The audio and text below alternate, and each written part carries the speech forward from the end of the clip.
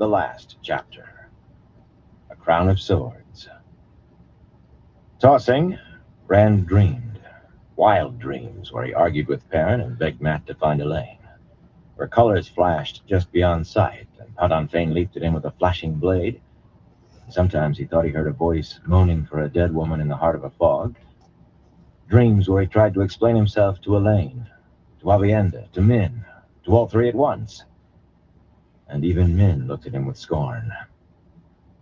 Not to be disturbed, Cadsuane's voice. Part of his dreams? The voice frightened him. In his dream, he shouted for Luce Theron, and the sound echoed through a thick mist where shapes moved and people and horses died screaming. A fog where Cadsuane followed him implacably while he ran, panting. Alana tried to soothe him, but she was afraid of Cadsuane too. He could feel her fear as strongly as his own. His head hurt, and his side. The old scar was fire. He felt Saidine. Someone held Saidine. Was it him? He did not know. He struggled to wake. "You'll kill him!" Min shouted. "I won't let you kill him!" His eyes opened, staring up at her face. Not looking at him, she had his head wrapped in her arms and was glaring at someone away from the bed. Her eyes were red. She had been crying, but no longer. Yes, he was in his own bed, in his rooms in the Sun Palace. He could see a heavy square blackwood bedpost set with wedges of ivory. Coatless, in a cream silk blouse, Min lay curled around him protectively, atop the linen sheet that covered him to the neck. Alana was afraid, that lay shivering in the back of his head. Afraid for him. For some reason, he was sure of that. "I think he is awake, Min," Amis said gently. Min looked down, and her face, framed in dark ringlets, beamed with a sudden smile. Carefully, because he felt weak, he removed her arms and sat up. His head whirled dizzily, but he forced himself not to lie back again. His bed was ringed. To one side stood Amis, flanked by Bera and Karuna. Amis's two youthful features bore no expression at all, but she brushed back her long white hair and shifted her dark shawl as though tidying herself after a struggle. Outwardly, the two Aes Sedai were serene, yet with determined serenity. A queen ready to fight for her throne, a countrywoman ready to fight for her farm. Oddly, if he had ever seen three people stand together, and not just physically, it was those three, shoulder to shoulder as one. On the opposite side of the bed, Samitsu, with those silver bells in her hair, and a slender sister with thick black eyebrows and a wild look to her raven hair, stood with Cadsuane, who had her fists planted on her hips. Samitsu and the raven-haired Aes Sedai wore yellow-fringed shawls and had jaws set every bit as firmly as Bera or Karuna. Yet Cadsuane's stern stare made all four appear hesitant. The two groups of women were not staring at one another, but at the men. At the foot of the bed were Deshiva, with the silver sword and red and gold dragon glittering his collar, and Flynn and Narishma, all grim-faced, trying to watch the women on both sides of the bed at once. Jonan Adley stood beside them, his black coat looking singed on one sleeve. Saidine filled all four men, to overflowing, it seemed. Deshiva held almost as much as Rand could have. Rand looked to Adley, who nodded slightly. Abruptly, Rand realized that he was not wearing anything beneath the sheet that had fallen to his waist, and nothing above except a bandage wound around his middle. "How long have I been asleep?" he asked. "How is it I'm alive?" He touched the pale bandage gingerly. "Fane's dagger came from Shadalogos. Once I saw it kill a man in moments with a scratch. He died fast, and he died hard." Deshiva muttered a curse with Padonfane's name in it. Samitsu and the other yellow exchanged startled looks, but Cadsuane merely nodded, the golden ornaments around her iron-gray bun swaying. "Yes, Shadalogith. That would explain several matters. You can thank Sumeko that you're alive, and Master Flynn." She did not glance toward the grizzled man with his fringe of white hair, but he grinned as though she had given him a bow. In truth, surprisingly, the yellows did nod to him. And Corella here, of course, Cadswain went on. Each has done a part, including some things I think have not been done since the breaking. Her voice turned grim. Without all three, you would be dead by now. You still may die unless you let yourself be guided.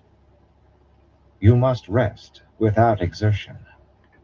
His stomach rumbled suddenly, loudly, and she added, We've only been able to get a little water and broth down you since you were hurt. 2 days is a long time without food for a sick man. 2 days. Only 2. He avoided looking at Adley. I'm getting up, he said. I won't let them kill you, sheepherder, Min said with an obstinate glint in her eyes. And I won't let you kill you either. She put her arms around his shoulders as if to hold him where he was. If the Karakan wishes to rise, Amis said flatly, I will have Nandera bring in the maidens from the corridor. Somera and Anila will be especially happy to give him just the assistance he needs. The corners of her mouth twitched toward a smile. Once a maiden herself, she knew close enough to everything of that situation. Neither Karuna nor Bera smiled. They frowned at him, as at an obstinate fool. Boy, Cadswain said dryly, I've already seen more of your hairless bottom cheeks than I wish to. But if you want to flaunt them in front of all 6 of us, perhaps someone will enjoy the show. If you fall on your face, though, I may just spank you before I put you back to bed. By Samitsu's face and Corella's, they would be happy to assist her. Narishma and Adley stared at Cadswain in shock, while Flynn tugged at his coat as though arguing with himself. Dashiva, though, barked a rough laugh. If you want us to clear the women out, the plain-faced man began preparing flows. Not shields, but complex weaves of spirit and fire that Rand suspected would put anyone they were laid on in too much pain to think of channeling. No, he said quickly. Bera and Karuna would obey a simple order to go, and if Corella and Samitsu had helped keep him alive, he owed them more than pain. But if Cadswain thought nakedness would hold him where he was, she was in for a surprise. He was not sure the maidens had left him any modesty at all. With a smile from Min, he unwound her arms, tossed back the sheet, and climbed out of the bed on Amis's side. The wise one's mouth tightened. He could almost see her considering whether to call for the maidens. Bera gave Amis an agonized, uncertain look, while Karuna hurriedly turned her back, her cheeks darkening. Slowly, he walked to the wardrobe. Slowly, because he expected he might give Cadswain her chance if he tried to move quickly. Faugh! She muttered behind him. I vow I should smack the stubborn boy's bottom. Someone grunted what might have been agreement, or just disapproval of what he was doing. Hey, Warlord of Art, how you doing? Someone else said in a lilting Morandian accent. That must have been Corella. A good thing he had his head inside the wardrobe.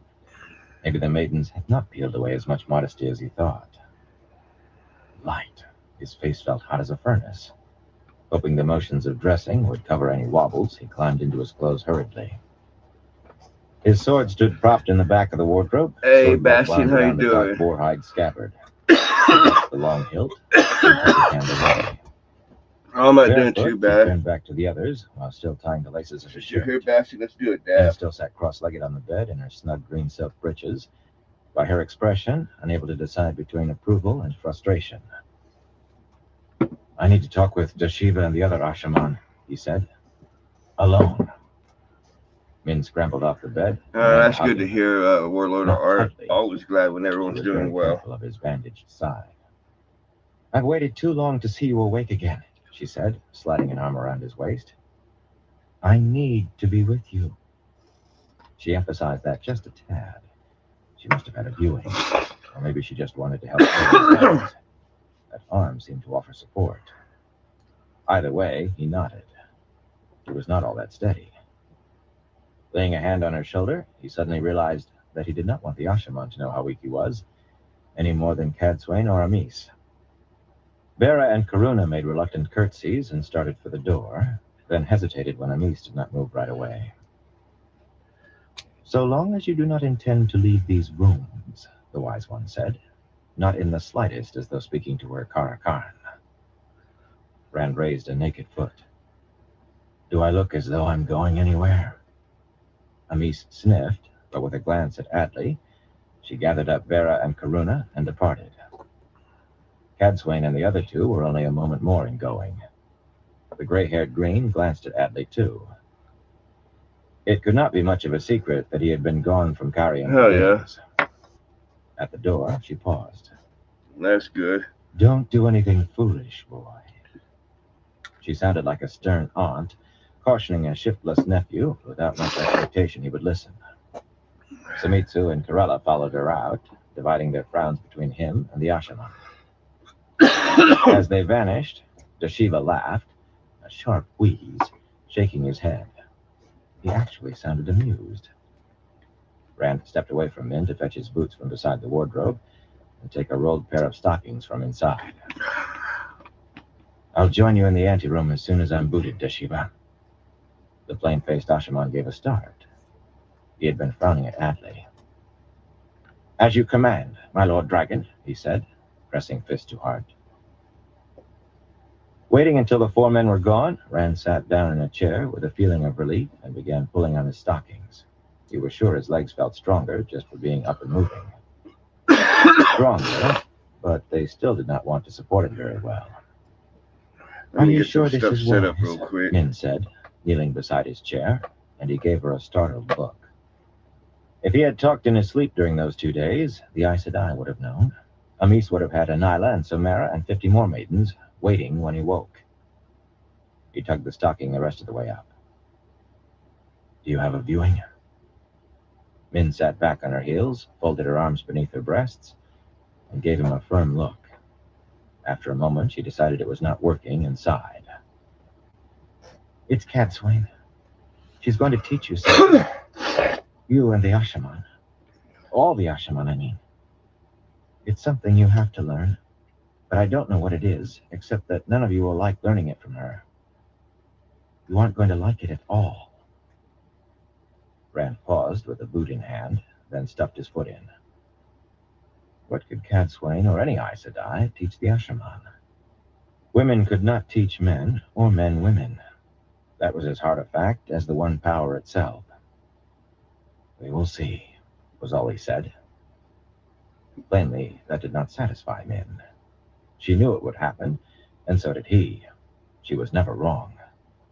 But what could Cadswain possibly teach him? What would he let her teach him? The woman made him unsure of himself, uneasy in a way he had not felt since before the Stone of Tyr fell. Stamping his foot to settle it in the second boot, he fetched his sword belt from the wardrobe and a red coat worked in gold, the same he had worn to the sea folk. What bargain did Marana make for me? He asked, and she made an exasperated sound in her throat. None, as of this morning, she said impatiently. She and Raphella haven't left the ship since we did, but they've sent half a dozen messages asking if you're well enough to return. I don't think the bargaining has gone well for them without you. I suppose it's too much to hope that's where you're going. Not yet, he told her. Min said nothing, but she said it very loudly, fists on her hips and one eyebrow raised high.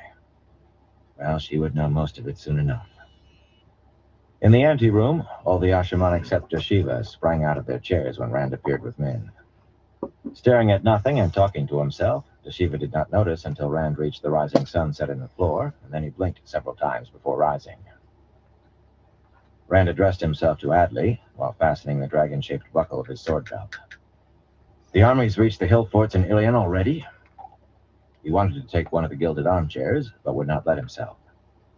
How? It should have been several more days at the best. At best! Flynn and Narishma looked as startled as Dashiva. None of them had known where Atli and Hopwell had gone, or more. Deciding who to trust was always the difficulty, and trust a razor's edge. Atli drew himself up.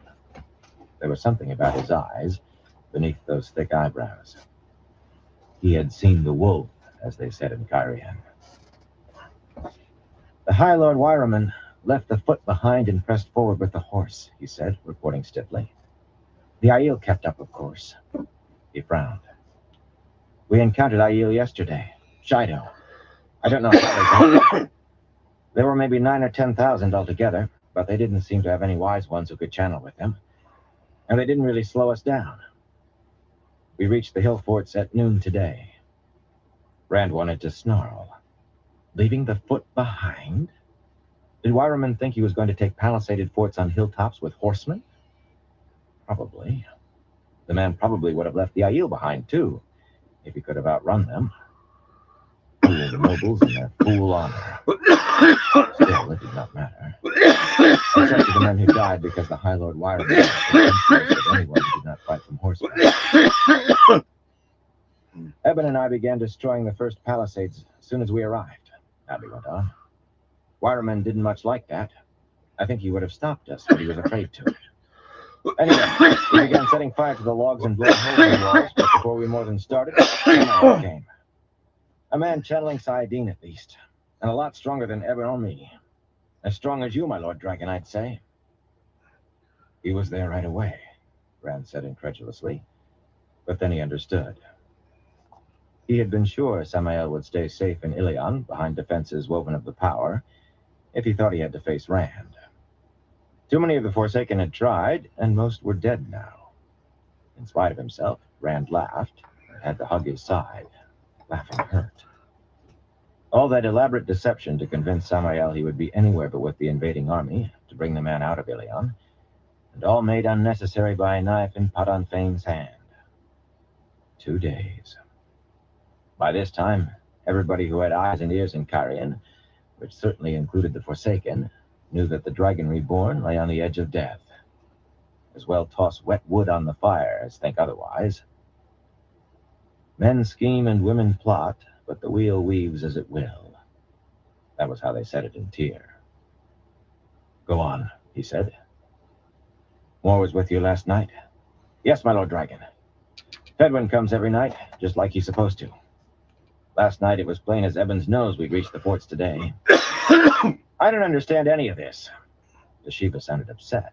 The muscle in his cheek was twitching. "You've lured him out, but to what purpose? As soon as he feels a man channel with anything near your strength, he'll flee back to Ilion and whatever traps and alarms he has woven. You won't get at him there. He will know as soon as a gateway opens within a mile of the city."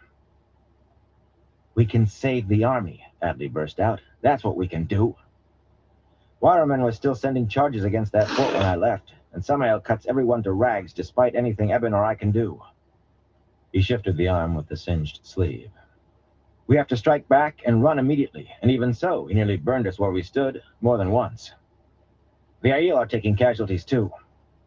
They're only fighting the Ilioners who come out. The other hill forts must be emptying, so many were coming when I left. But anytime Samael sees 50 of us together, Aiel or anybody, he rips them apart. If there were 3 of him, or even 2, I'm not sure I'd find anybody alive when I go back." Deshiva stared at him, as if at a madman, and Adley shrugged suddenly, as though feeling the lightness of his bare black collar compared with the sword and dragon on the older man's. Nice little. "Forgive me, Ashaman," he muttered, abashed, then added in a still lower voice, "but we can at least save them." "We will," Rand assured him. Just not the way Adley expected. "You're all going to help me kill someone today." Only Deshiva looked startled. The other men just nodded. Not even the Forsaken frightened them anymore. Rand expected argument out of Min, maybe a demand to come along, but she surprised him. "I expect you would as soon as no one found out you're gone before they have to, sheepherder." He nodded, and she sighed.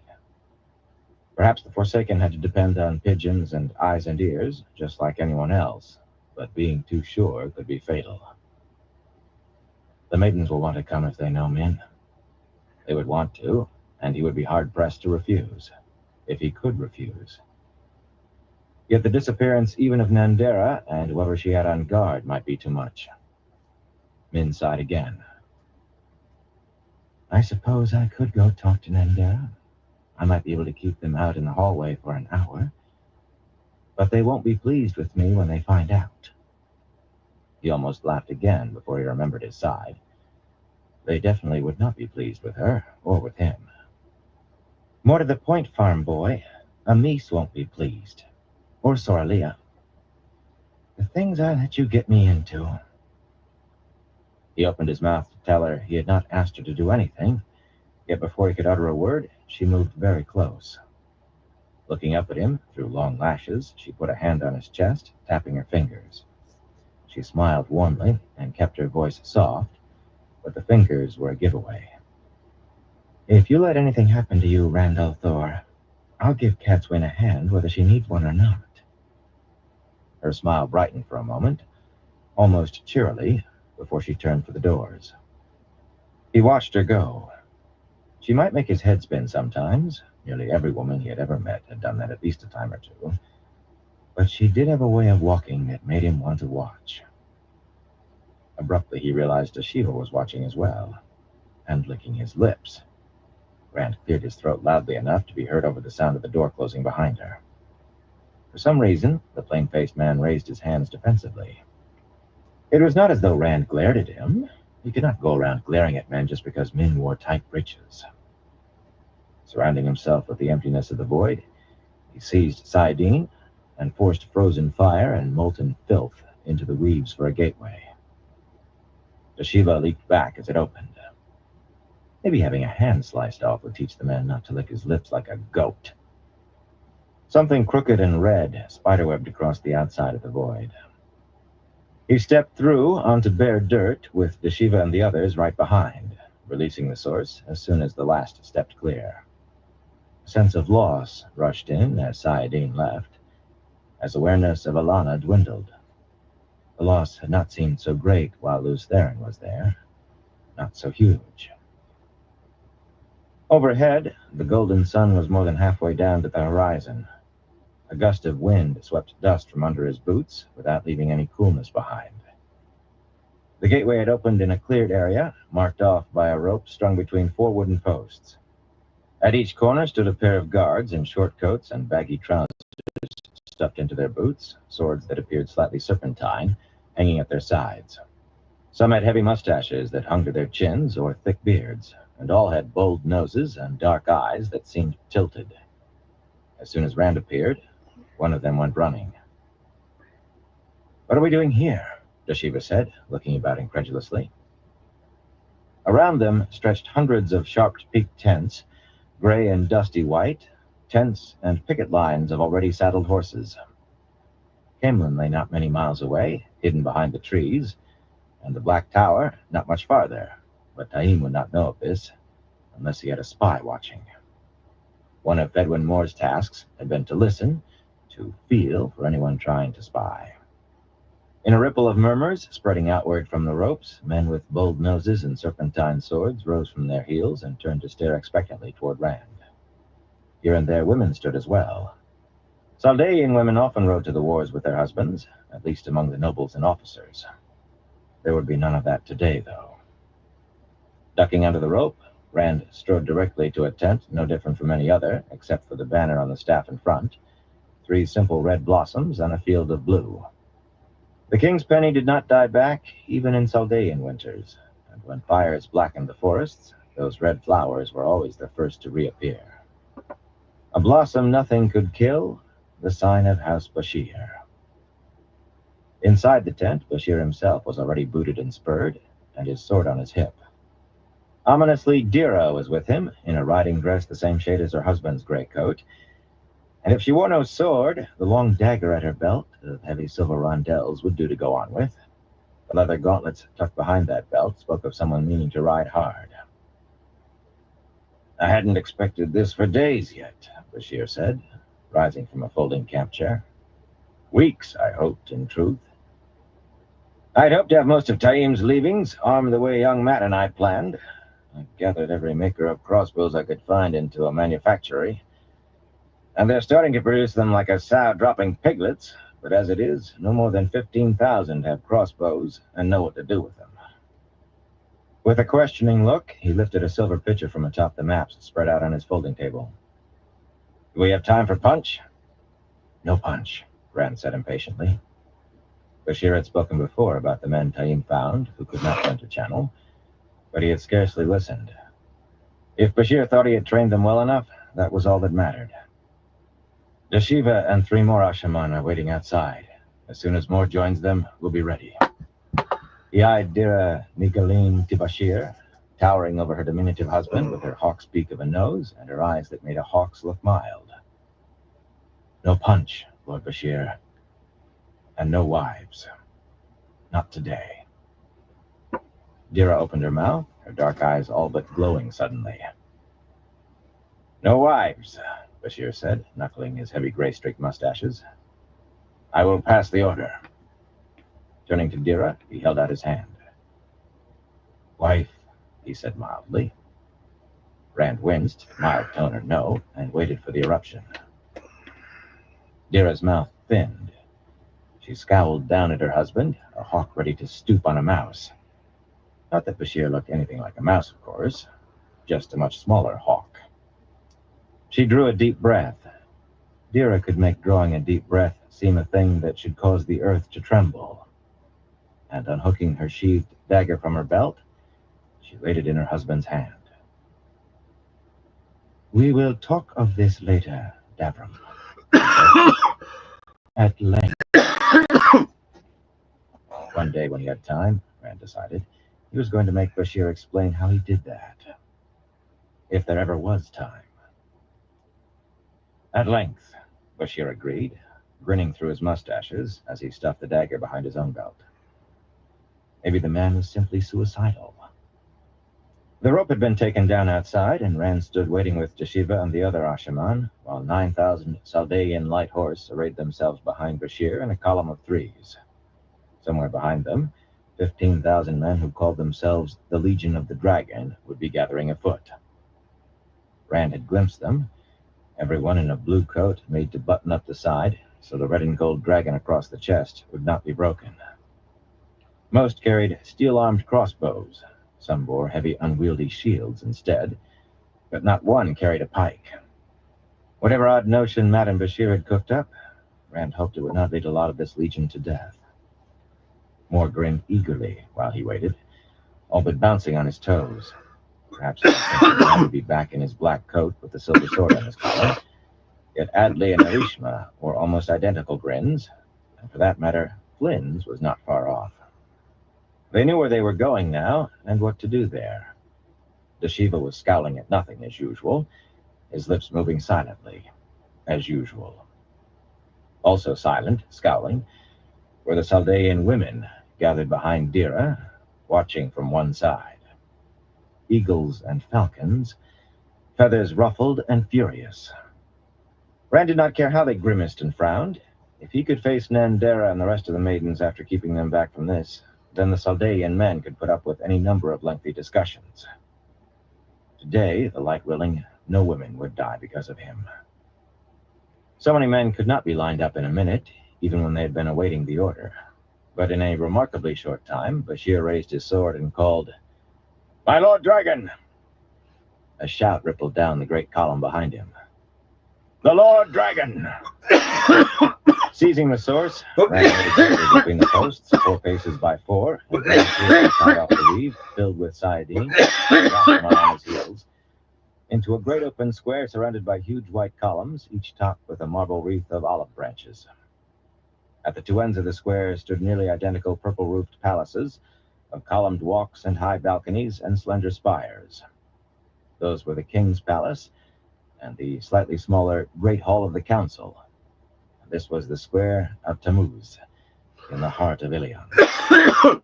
A skinny man in a blue coat, with a beard that left his upper lip bare, stood gaping at the sight of Rand and the black-coated Ashaman leaping out of a hole in midair, and a stout woman, in a green dress cut high enough to show green slippers and her ankles in green stockings, pressed both hands to her face and stood rooted right in front of them, her dark eyes popping. All the people were stopping to stare, hawkers with their trays, carters halting their oxen, men and women and children with their mouths hanging open. Rand thrust his hands high and channeled. "I am the Dragon Reborn." The words boomed across the square, amplified by air and fire, and flames shot up from his hands 100 feet. Behind him, the Ashaman filled the sky with balls of fire streaking in every direction, all save Toshiba, who made blue lightning crackle in a jagged red like a square. No more was needed. A shrieking flood of humanity fled in all directions, away from the square of Tammuz. They fled just in time. Rand and the Ashaman darted aside from the gateway, and Davram Bashir led his wildly screaming Saldaeans into Ilion, a flood of horsemen waving their swords as they poured out. Straight ahead, Bashir led the center line of the column, just as they had planned what seemed so long ago, while the other two lines peeled off to either side. They streamed away from the gateway, breaking apart into smaller groups, galloping into the streets leading out of the square. Rand did not wait to see the last of the horsemen exit. With well under a third out of the gateway, he immediately wove another, smaller opening. You did not need to know a place at all to travel if you only intended to go a very short distance. Around him, he felt Toshiba and the rest weaving their gateways. But he was already stepping through his own, letting it close behind him atop one of the slender towers of the king's palace. Absently, he wondered whether Matan Stepaneos den Bulgar, the king of Ilion, was somewhere below him at that moment. The top of the spire stretched no more than 5 paces across, surrounded by a wall of red stone not quite chest high on him. At 50 paces, it was the highest point in all of the city. From there, he could see across rooftops glittering beneath the afternoon sun, red and green and every color, to the long earthen causeways that cut through the vast tall grass marsh surrounding city and harbor. A sharp tang of salt hung in the air. Ilion had no need of walls, with that all-enveloping marsh to stop an attacker. Any attacker who could not make holes in the air. But then, walls would have done no good either. It was a pretty city, the buildings mainly of pale-dressed stone, a city crisscrossed by as many canals as streets, like traceries of blue-green from this height. But he did not stop to admire it. Low across the roofs of taverns and shops and spired palaces, he directed flows of air and water, fire and earth and spirit, turning as he did so. He did not try to weave the flows, simply swept them out over the city and a good mile out over the marsh. From 5 other towers came flows sweeping low, and where they touched one another uncontrolled, light flashed and sparks flared and clouds of colored steam burst, a display any illuminator might have envied. A better way to frighten people under their beds and out of the way of Bashir's soldiers he could not imagine, though that was not the reason for it. Long ago he had decided that Samael must have wards woven throughout the city, set to give an alarm should anyone channel Sayadine. Wards inverted so no one except Samael himself could find them. Wards that would tell Samael exactly where that man was channeling so he could be destroyed on the instant. With luck, every one of those wards was being triggered now. Luce Theron had been sure Samael would sense them wherever he was, even at a distance. That was why the wardings should be useless now. That sort had to be remade once triggered. Samael would come. Never in his life had he relinquished anything he considered his, however shaky his claim, not without a fight. All that from Luce Theron. If he was real. He had to be. Those memories had too much detail. But could not a madman dream his fancies in detail, too? Luce Theron, he called silently. The wind blowing across Ilion answered. Below, the square of Tammuz stood deserted and silent, empty except for a few abandoned carts. Edge on, the gateway was invisible except for the weaves. Reaching down to those weaves, Rand untied the knot and, as the gateway winked from existence, reluctantly released Sayadine. All the flows vanished from the sky. Maybe some of the Ashaman still held on to the source, but he had told them not to. He had told them that any man he felt channeling in Ilion once he himself stopped, he intended to kill without warning. He did not want to find out afterward that the channeler had been one of them. He leaned on the wall, waiting, wishing he could sit. His legs ached and his side burned however he stood, yet he might need to see as well as feel a weave. The city was not entirely quiet. From several directions he could hear distant shouts, the faint clash of metal. Even moving so many men to the border, Samael had not left Ilion entirely unprotected. Rand turned, trying to watch in every direction. He thought Samael would come to the king's palace, or that other at the far end of the square, but he could not be certain. Down one street, he saw a band of Saldeans clashing with an equal number of mounted men in shining breastplates. More Saldeans suddenly galloped in from one side, and the fight vanished from his sight behind buildings. In another direction, he spotted some of the Legion of the Dragon marching across the low bridge. An officer with a tall red plume on his helmet strode ahead of some 20 men carrying wide shields as tall as their shoulders, followed by perhaps 200 more with heavy crossbows. How would they fight? Shouts, and steel ringing on steel in the distance, the faint screams of dying men. The sun slid downward, and shadows lengthened across the city. Twilight, and the sun a low crimson dome in the west. A few stars appeared. Had he been wrong?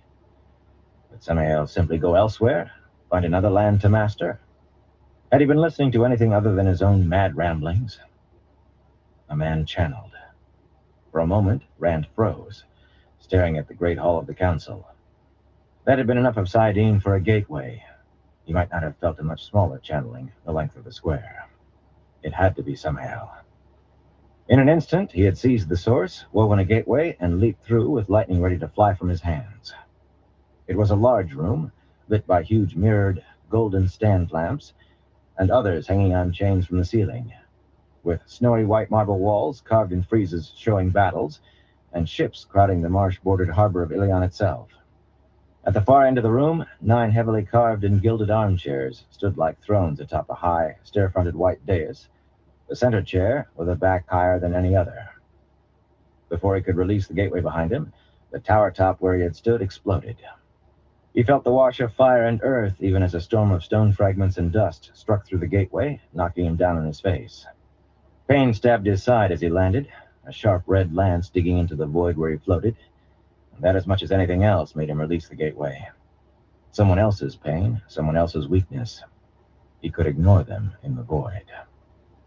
He moved, forcing another man's muscles to work, pushed himself up and scrambled away in a lurching run toward the dais, just as hundreds of red filaments burned down through the ceiling, burned through the sea blue marble floor in a wide circle all around where the residue of his gateway was still fading.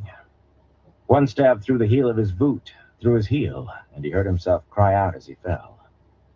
Not his pain, inside or foot. Not his.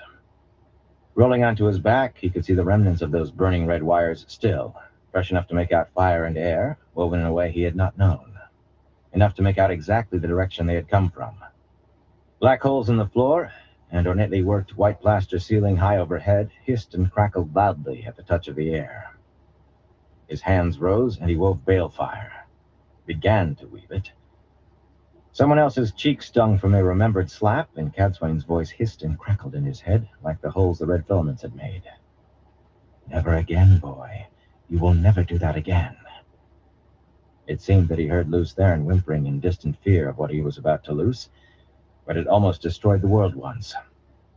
Every flow but fire and air fell away, and he wove as he had seen. 1,000 fine hairs of red blossomed between his hands. Fanning out slightly, they shot upward. A circle of the ceiling, 2 feet across, fell in stone chips and plaster dust. Only after he had done it did he think that there might be someone between him and Samael. He intended to see Samael dead this day, but if he could do it without killing anyone else...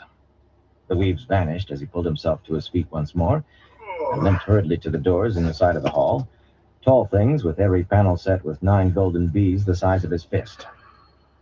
A small flow of air pushed one door open before he reached it, too small to be detected at any distance. Hobbling into the corridor, he sank to one knee. The other man's side was fire, his heel agony. Rand pulled his sword up and leaned on it, waiting. A clean-shaven fellow with plump pink cheeks peered around a corner down the way. Enough of his coat showed to name him a servant. At least, a coat green on one side and yellow on the other looked like livery. The fellow saw Rand, and very slowly, as though he might not be noticed if he moved slowly enough, slid back out of sight. Sooner or later, Samael would have to... Hey, D-Man, how you doing, Ilion bro? belongs to me. The voice Hope boomed you're in doing the air well. from every direction, and Rand cursed. It had to be the same weave he himself had used in the square, or something. It wasn't too bad, can't It complain. required so little of the power, he might not have felt the actual blows. Me and my brother went to our mom's for dinner. Ilion is so mine. Can't complain. I won't destroy what belongs to me killing you, and I won't let you destroy it either. You had the nerve to come after me here? Do you have the courage to follow me again? A sly mocking tone entering that thundering voice. Do you have the courage? Somewhere above, a gateway opened and closed. Rand had no doubt that was what it was. The courage? Did he have the courage? I'm the dragon reborn, he muttered, and I'm going to kill you. Leaving a gateway, he stepped through to a place floors above. It was another hallway, lined with wall hangings showing ships at sea. At the far end, the last crimson sliver of the sun shone through a colonnaded walk. The residue of Samael's gateway hung in the air, the dissipating flows like faintly glowing ghosts. Not so faint, Rand could not make them out, though. He began to weave, then stopped. He had leaped up here without a thought of a trap.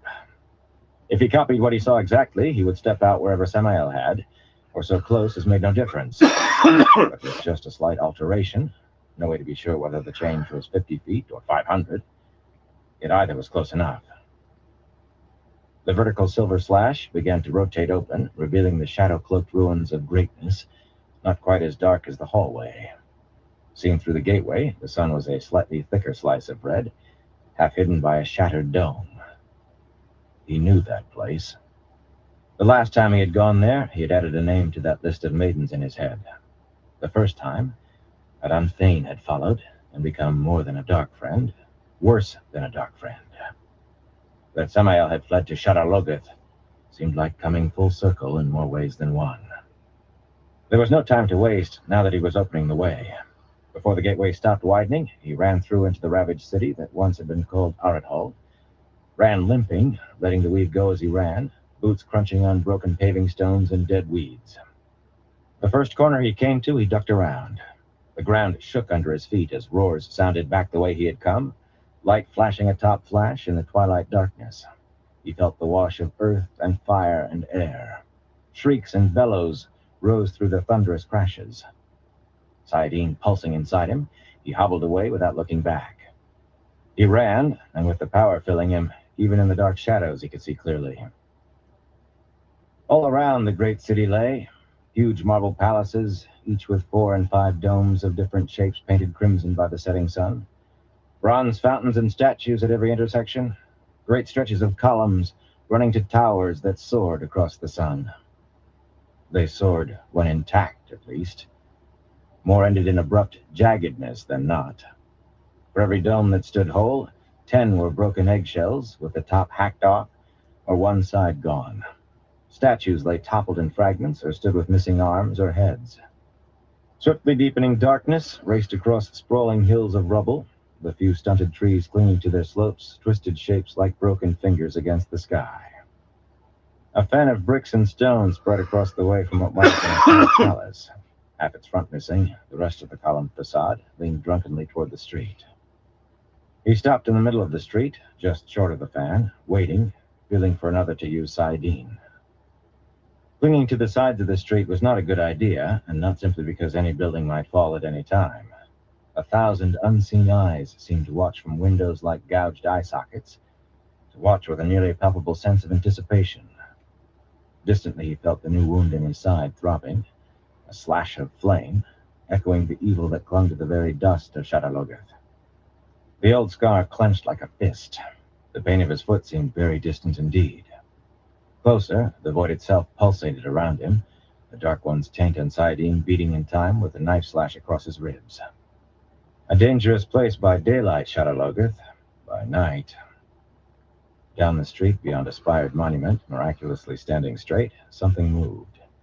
A shadowed shape darting across the way in the darkness.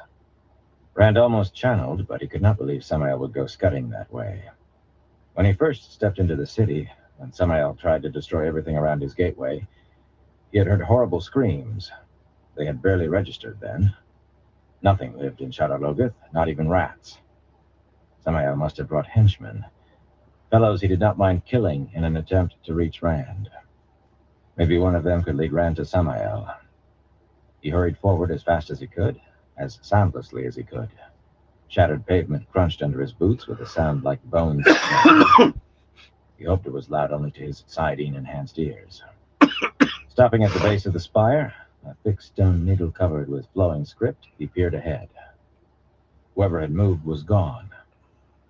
Only fools or the madly brave went inside Shadowlogoth at night.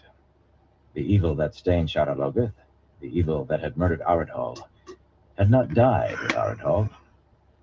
Farther along the street, a tendril of silver-gray fog wavered out of a window, creeping toward another that came to meet it from a wide gap in a high stone wall. The depth of that gap shone as though a full moon lay inside. With the night, Mashadar roamed its city prison, a vast presence that could appear in a dozen places at once, 100. Mashadar's touch was not a pleasant way to die. Inside Rand, the taint on Saidin beat harder. The distant fire in his side flickered like 10,000 lightnings, one on top of the last. Even the ground seemed to pound beneath his boots. He turned, half thinking to leave now. Very likely Samael had gone, now that Mashadar was out. Very likely the man had lured him here in the hope he would search the ruins until Mashadar killed him. He turned and stopped, crouching against the spire. 2 Trollocs were creeping down that street, bulky shapes in black mail, half again as tall as he, or more. Spikes stood out on the shoulders and elbows of their armor, and they carried spears with long black points and wicked hooks. To his sardine-filled eyes, their faces stood out clearly, one distorted by an eagle's beak where mouth and nose should have been, the other by a boar's tusked snout. Every line of their creeping shouted fear. Trollocs loved killing, loved blood, but Shadowlogoth terrified them. There would be Myrddraal about. No Trolloc would have entered this city without Myrddraal to drive it. No Myrddraal would have entered without Samael driving. All of which meant Samael must still be here, or these Trollocs would be running for the gates, not hunting. And they were hunting. That boar's snout was snuffling the air for a scent. Abruptly, a figure in rags leaped from a window above the Trollocs, falling on them with spear already stabbing. An Aiel, a woman, shufo wrapped around her head, but veil hanging. The eagle-beaked Trolloc shrieked as her spear point stabbed deep into its side, stabbed again. As its companion fell, kicking, Boar Snout spun with snarl, thrusting viciously, but she ducked low under the black hooked point and stabbed up into the creature's stomach, and it went down in a thrashing heap with the other. Rand was on his feet and running before he thought. "Laya!" he shouted. He had thought her dead, abandoned here by him, dead for him. Laya of the Cosaida Charin. That name blazed in the list in his head. She whirled to confront him, spear ready in one hand, round bullhide buckler in the other. The face he remembered as pretty despite scars on both cheeks was contorted with rage. Hell yeah. "Mine!" she hissed. That's nice, D-Man. "Mine! No one may come here! No one!" He stopped in his tracks. That spear waited, eager to seek his ribs too. "Laya, you know me," he said softly. "You know me. I'll take you back to the maidens, back to your spear sisters." He held out his hand. Her rage melted into a twisted frown. She tilted her head to one side. "Randall Thor," she said slowly. Her eyes widened, falling to the dead Trollocs, and a look of horror spread across her face. I'll be right back. "Randall Thor," she whispered, fumbling the black veil into place across her face with the hand that held her spear. "The Karakan," she wailed, and fled. He hobbled after her, scrambling over piles of rubble spread across the street, falling, ripping his coat, falling again, and nearly ripping it off, rolling and picking himself up on the run. The weakness of his body was distant, and the pain of it, but even floating deep in the void, he could only push that body so hard. Laya vanished into the night. Around the next black-shadowed corner, he thought. He limped around that as fast as he could, and nearly ran into 4 black-mailed Trollocs and a Myrddraal, inky cloak hanging unnaturally still down its back as the fade moved. The Trollocs snarled in surprise, yet shock lasted less than a heartbeat. Hooked spears and scythe-curved swords rose. The Myrddraal's dead black blade was in its fist, a blade that gave wounds almost as deadly as Fane's dagger. Rand did not even try to draw the heron-marked sword at his side. Death in a tattered red coat, he channeled, and a sword of fire was in his hands, pulsing darkly with a throb of Sayadine, sweeping an eyeless head from its shoulders. Simpler to have destroyed them all the way he'd seen the Ashaman kill at Demise Wells, but changing the weaves now, trying to change, might take a fatal moment. Those swords could kill even him. He danced the forms in a darkness lit by the flame in his hands, shadows flying across faces above him, faces with wolves' muzzles and goats, faces contorted in screams as his fiery blade sliced through black mail and the flesh beneath as if they were water. Trollocs depended on numbers and overwhelming ferocity. Facing him and that sword of the power, they might as well have stood stock still, unarmed. The sword vanished from his hands.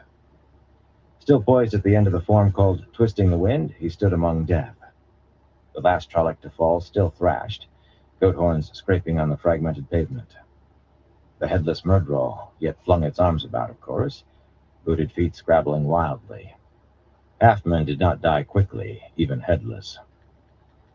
No sooner did the sword disappear than silver lightning lanced down from the cloudless, starry sky. Switch from this one. The first bolt struck with a deafening roar not 4 paces away. The world turned white, and the void collapsed. The ground bounced under him as another bolt struck, and another. He had not realized he was on his face until then. The air crackled. Dazed, he pushed himself up, half falling as he ran from a hail of lightning that ripped the street apart to a thunder of collapsing buildings. Straight ahead he staggered, not caring where, so long as it was away. Suddenly his head cleared enough for him to see where he was, reeling across a vast stone floor covered with tumbled chunks of stone, some as big as he. Here and there, dark, uneven holes gaped in the floor stones. All around rose high walls and tier upon tier of deep balconies that ran all the way around. Only a small portion of what had once been a vast roof remained at one corner. Stars shone bright overhead. He lurched another step, and the floor gave way beneath him. Desperately, he flung out his hands. With a jolt, the right hand caught hold of a rough edge. He dangled into pitch blackness. The fall beneath his boots might be a few spans into a basement, or a mile for all he could tell. He could latch bands of air to the jagged rim of the hole above his head to help pull himself out, except somehow Samael had sensed the relatively small amount of Sayadine used in the sword. There had been a delay before the lightning struck, but he could not say how long he had taken killing the Trollocs. A minute? Seconds? With a heave, he swung his left arm up, trying to catch the edge of the hole. Pain no longer buffered by the void stabbed through his side like a dagger going in. Spots danced in his vision. Worse, his right hand slipped on crumbling stone, and he could feel his fingers weakening. He was going to have to. A hand grabbed his right wrist. "You are a fool," a man's deep voice said. "Count yourself lucky I don't care to see you die today." The hand began drawing him up. "Are you going to help?" the voice demanded. "I don't intend to carry you on my shoulders or kill Samael for you." Shaking off his shock, Rand reached up and grabbed the rim of the hole, pulling despite the agony of his side. Despite the agony, he managed to acquire the void again, too, and see Sayadine. He did not channel, but he wanted to be ready. His head and shoulders came above the floor, and he could see the other man, a big fellow, little older than he, with hair black as the night, and a coat black as an Ashaman's. Rand had never seen him before. At least he was not one of the Forsaken. Those faces he knew. He thought he did, anyway. "Who are you?" he demanded. Still heaving, the man barked a laugh. "Just say I'm a wanderer passing through. Do you really want to talk now?" Saving his breath, Rand struggled upward, getting his chest over the lip, his waist. Abruptly, he realized that a glow bathed the floor around them, like the glow of a full moon. Twisting to look over his shoulder, he saw Mashadar. Not a tendril, but a shining silver-gray wave rolling out of one of the balconies, arching over their heads, descending. Without a thought, his free hand rose and balefire shot upward, a bar of liquid white fire slicing across the wave sinking toward them. Dimly, he was aware of another bar of pale solid fire rising from the other man's hand that was not clasping his, a bar slashing the opposite way from his. The two touched. Head ringing like a struck gong, Rand convulsed, siding and the void shattering. Everything was doubled in his eyes, the balconies, the chunks of stone lying about the floor. There seemed to be a pair of the other man overlapping one another, each clutching his head between two hands. Blinking, Rand searched for Mashadar. The wave of shining mist was gone. A glow remained in the balconies above, but dimming, receding, as Rand's eyes began to clear. Even mindless Mashadar fled balefire, it seemed. Unsteadily, he got to his feet. Hell yeah, D-man. I think we'd best I move definitely quickly. want to get a couple of those coins, one for me, my brother. The other man pushed himself eventually, up, once I have the hand. extra money. He was easily as tall as Rand. I think they're pretty badass. I don't know what happened, he snarled. Run if you want to live. He suited his own words immediately, dashing toward a row of open arches. Not in the nearest wall. Mashadar had come from that one. Fumbling for the void, Rand limped after him as best he could, but before they were completely across the floors, the two of them darted through the archways, pursued by the thunder of walls and floor collapsing behind them, by clouds of dust and a hail of stones. Shoulders hunched and an arm across his face, Rand ran coughing through a broad room where trembling arches supported the ceiling and bits of stone rained down. He burst out into a street before he knew it, stumbling 3 steps before stopping. The pain in his side made him want to bend over, but he thought his legs might give way if he did. His wounded foot throbbed. It seemed a year ago that red wire of fire and air had stabbed his heel. His rescuer stood watching him. Covered with dust head to toe, the fellow managed to look like a king. Who are you? Rand asked again. One of Taim's men? I'm in between. I'm playing a game here. You can go to Canyon, you know, to the Black Tower. A game going right here. You don't have to live afraid of Aes Sedai. Mortal Kombat. For some reason, saying that made him frown. He could not understand why. So I'm multitasking. I have never been afraid of Aes Sedai, the man snapped, then drew a deep breath. You probably should leave here now, but if you intend to stay and kill Samael, you had better try thinking like him. You have shown you can. He always liked destroying a man in sight of one of that man's triumphs, if he could. Lacking that, somewhere the man had marked as his would do. The Waygate, Rand said slowly. If he could be said to have marked anything in Shadar Logoth, it had to be the Waygate. He's waiting near the Waygate, and he has traps set. Wards as well, it seemed, like those in Ilion, to detect a man channeling. Samael had planned this well. The man laughed wryly. You can find the way, it seems, if you're led by the hand. Try not to stumble. A great many plans will have to be relayed if you let yourself be killed now. Turning, he started across the street for an alleyway just ahead of them. Wait, Rand called. The fellow kept on, not looking back. Who are you? What plans? The man vanished into the alley. Rand teetered after him, but when he reached the mouth of the narrow alley, it was empty. Unbroken walls ran a good 100 paces to another street, where a glow told of yet another part of Mashadar abroad. But the man was gone, which was purely impossible. Oh, shit, hell yeah. The fellow had time to make it clear if he knew how, but the residue would have been visible. Yeah, I'm hitting this a couple times before I get to the other one. So near would have I'm at, because this won't count your puffs. That he had not got sardine when the man made balefire either. And this one, of the two streams touching, I'm at like his vision double again. 296. Just for an instant, he could see the man's face again. Sharp. 296 puffs, and on this one, he shook his I head. have 301 puffs. Who in the and are you? He whispered. And after a moment, you could tell the difference. Are you? Whoever or whatever, the man was gone, though. Samael was still in Shadar Logoth. With an effort, he managed to regain I'm the happy because these ones actually been lasting a while. But they also are finding its way deep into him. The 3.5 grams.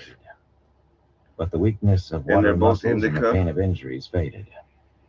He was going to kill one of the Forsaken before this night was done. This one's also indica, but this one's only a 2 grammer.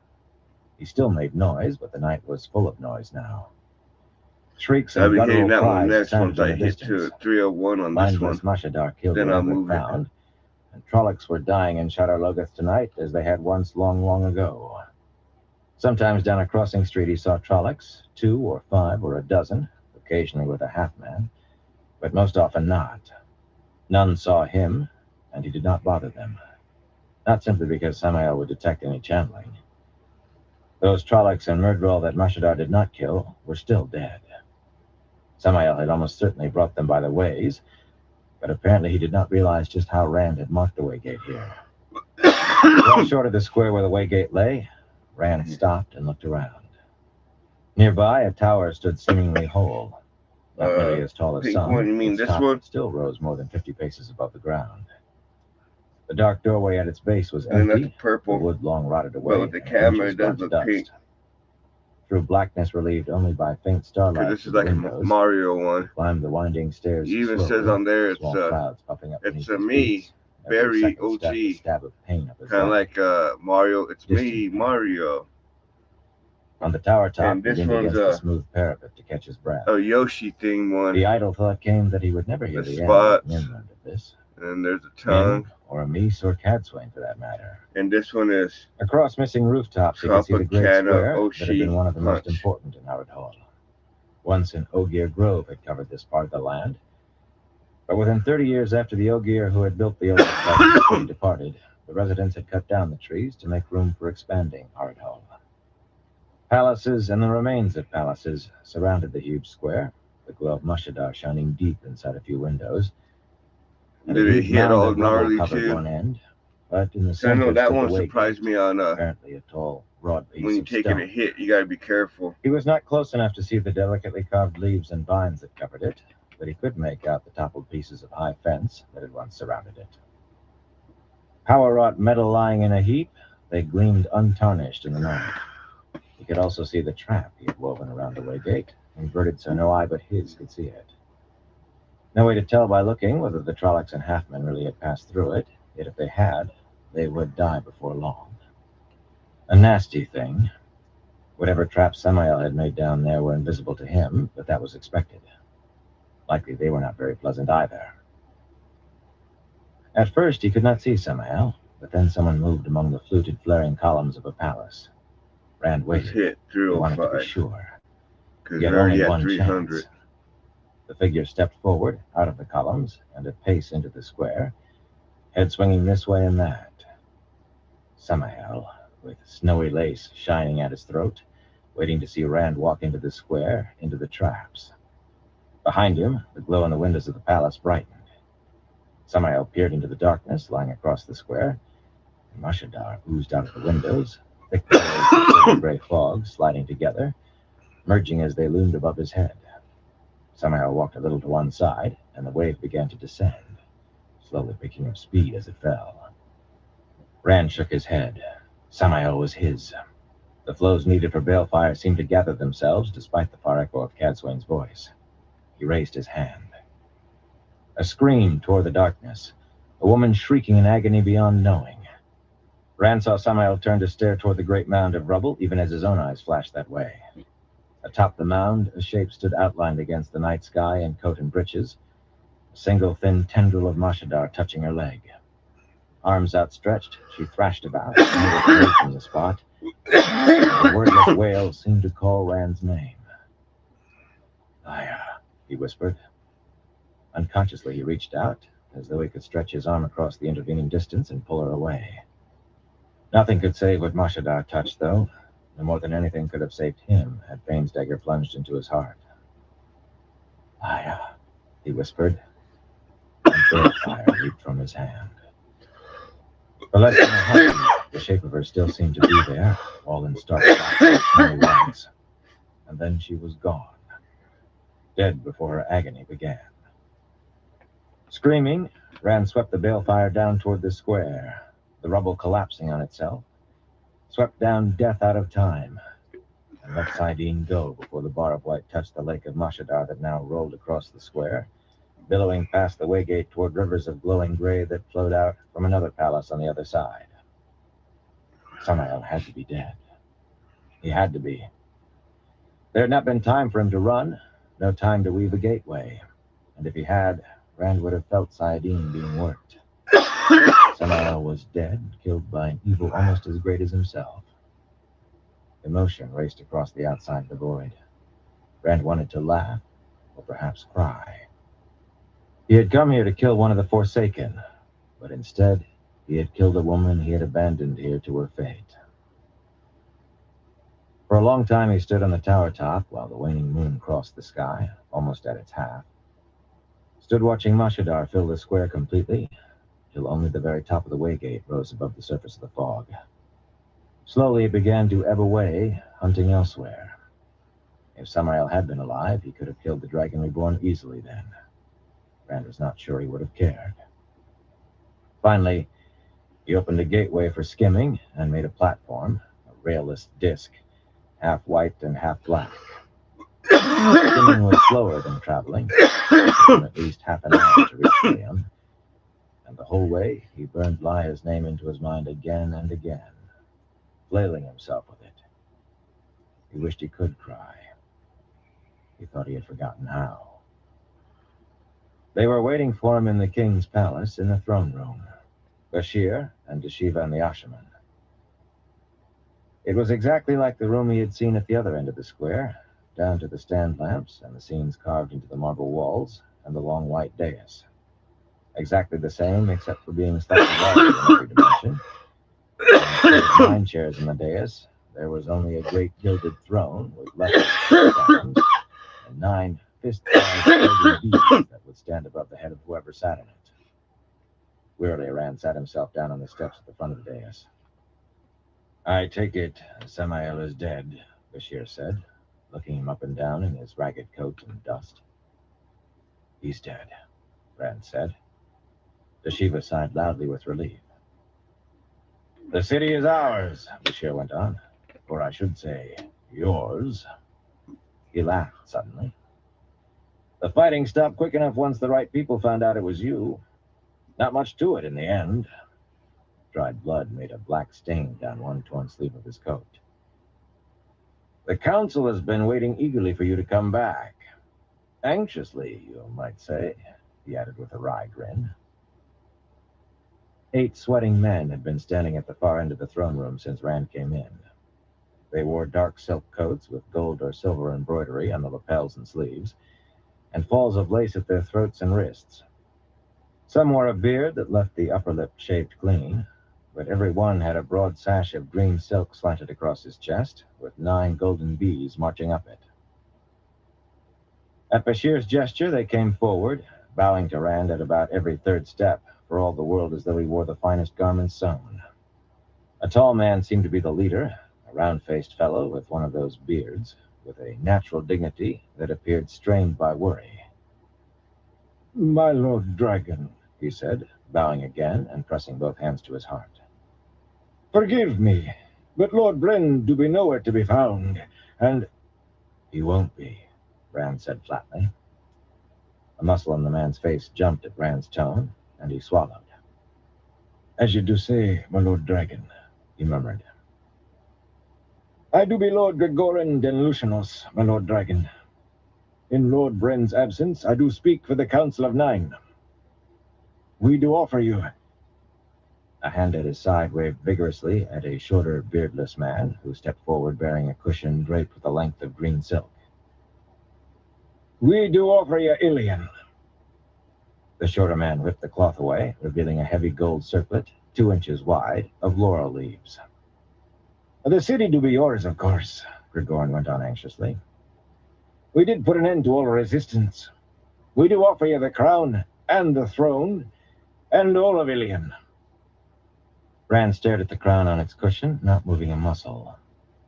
People had thought he meant to make himself a king in Tyr, feared he would in Carian and Andor, but no one had offered him a crown before. Why? Is Matten Stepaneus so willing to give up his throne? "King Matten did disappear 2 days ago," Gregorin said. "Some of us do fear. We do fear Lord Bren may have something to do with it. Bren does have—" He stopped to swallow. "Bren did have a great deal of influence with the king. Some might say too much. But he did be distracted in recent months, and Matten had begun to reassert himself. Strips of grimy coat sleeve and pieces of shirt sleeve dangled as Rand reached to pick up the laurel crown. The dragon wound around his forearm glittered in the lamplight as brightly as the golden crown. He turned it in his hands. "You still haven't said why." "Because I conquered you?" He had conquered Tyr and Cairhien too, but some turned on him in both lands still. Yet it seemed to be the only way. "That do be part," Gregorin said dryly. "Even so, we might have chosen one of our own. Kings have come from the council before. But the grain you did order sent from Tyr has your name on every lip with the light. Without that, many would be dead of starvation. Bren did see every stick of bread go to the army." Rand blinked and snatched one hand from the crown to suck on a pricked finger. Almost buried among the laurel leaves of the crown were the sharp points of swords. How long ago had he commanded the Tyrants to sell grain to their ancient enemy? Sell it, or die for refusing? He had not realized they kept on after he began preparations to invade Ilion. Maybe they feared to bring it up, but they had feared to stop, too. Maybe he had earned some right to this crown. Gingerly, he set the circle of laurel leaves on his head. Half those swords pointed up, half down. No head would wear this crown casually or easily. Gregorin bowed smoothly. "The light illumine Randall Thor, King of Ilion," he intoned, and the 7 other lords bowed with him, murmuring, "The light illumine Randall Thor, King of Ilion."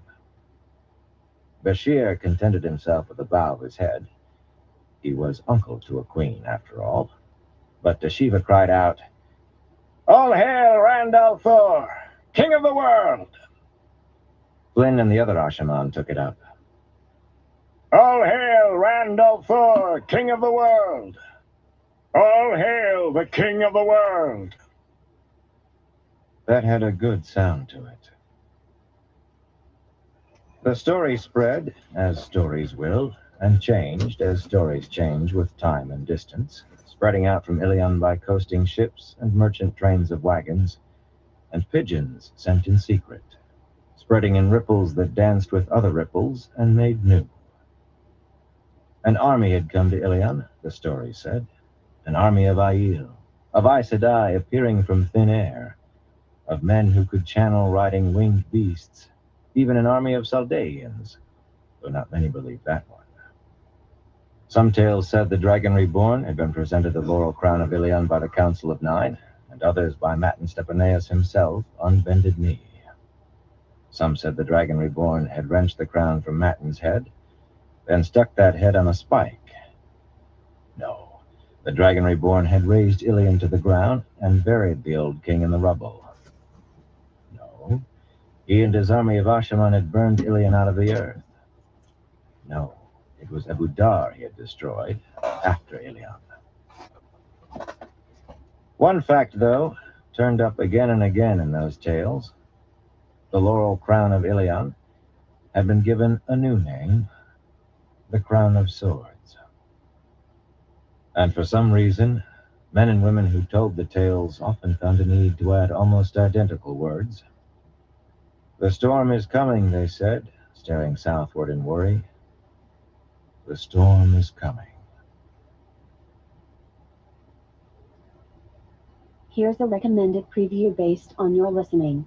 To listen to the full title, you can buy it in your player.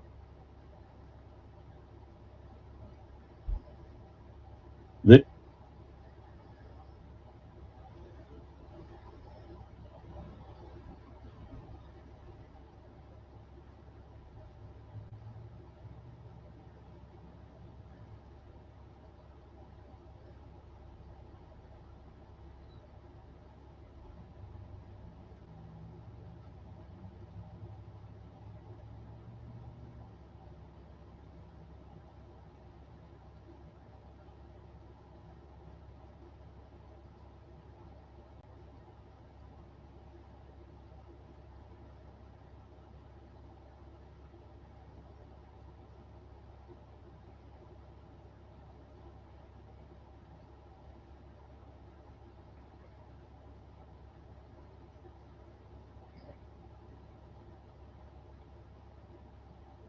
Would sup with the mighty, must climb the path of daggers. Anonymous notation found inked in the margin of a manuscript history believed to date to the time of On to Arthur the next book Hawkwing in the of the series. last days of the Tovan conclaves. On the heights, all paths are paved with daggers. Old Shanchan saying. Prologue. Deceptive appearances. Etheniel had seen mountains lower than these misnamed black hills, great lopsided heaps of half-buried boulders webbed with steep, twisting passes. A number of those passes would have given a goat pause. You could travel 3 days through drought-withered forests and brown-grassed meadows without seeing a single sign of human habitation, then suddenly find yourself within half a day of 7 or 8 tiny villages, all ignorant of the world. The Black Hills were a rugged place for farmers, away from the trade routes, and harsher now than usual. A gaunt leopard that should have vanished at the sight of men watched from a steep slope not 40 paces away as she rode past with her armored escort. Westward, vultures wheeled patient circles like an omen. Not a cloud marred the blood-red sun, yet there were clouds of a sort. When the warm wind blew, it raised walls of dust. With 50 of her best men at her heels, Etheniel rode unconcernedly and unhurriedly. Unlike her near legendary ancestor Surasa, she had no illusion that the weather would heed her wishes just because she held the throne of the clouds. While, as for haste, their carefully coded, closely guarded letters had agreed on the order of march, and that had been determined by each person's need to travel without attracting notice. Not an easy task. Some had thought it impossible. Frowning, she considered the luck that had let her come this far without having to kill anyone, avoiding those fly-speck villages, even when it meant days added to the journey. The few Ogier steading presented no problem. Ogier paid little heed to what happened among humans, most times, and less than usual of late, it seemed. But the villagers, they were too small to hold eyes and ears for the White Tower, or for this fellow who claimed to be the dragon reborn. Perhaps he was. She could not decide which way would be worse. Too small, yet peddlers did pass through eventually. Peddlers carried as much gossip as trade goods, and they spoke to people who spoke to other people, rumors flowing like an ever-branching river through the Black Hills and into the world outside. With a few words, a single shepherd who had escaped notice could light a signal fire seen 500 leagues off. The sort of signal fire that set woods and grasslands aflame. And cities, maybe. Nations. Did I make the right choice, Sarila? Vexed at herself, Etheniel grimaced. She might not be a girl any longer, but her few gray hairs hardly counted her old enough to let her mindless tongue flap in the breeze. The decision was made. It had been on her mind, though. Light's truth, she was not so unconcerned as she wanted to be. Etheniel's first counselor heeled her dun mare closer to the Queen's sleek black gelding. Round face placid, dark eyes considering, Lady Sarila could have been a farm wife suddenly stuck into a noblewoman's riding dress, but the mind behind those plain, sweaty features was as sharp as any Aes Sedai's. The other choices only carried different risks, not lesser, she said smoothly. Stout, yet as graceful in her saddle as she was at dancing, Sarila was always smooth. Not oily or false, just completely unflappable. Whatever the truth, Majesty, the White Tower appears to be paralyzed as well as shattered. You could have sat watching the blight while the world crumbled behind you. You could have, if you were someone else. The simple need to act. Was that what had brought her here? Well, if the White Tower would not or could not do what had to be done, then someone must. What good to guard the blight if the world did crumble behind her?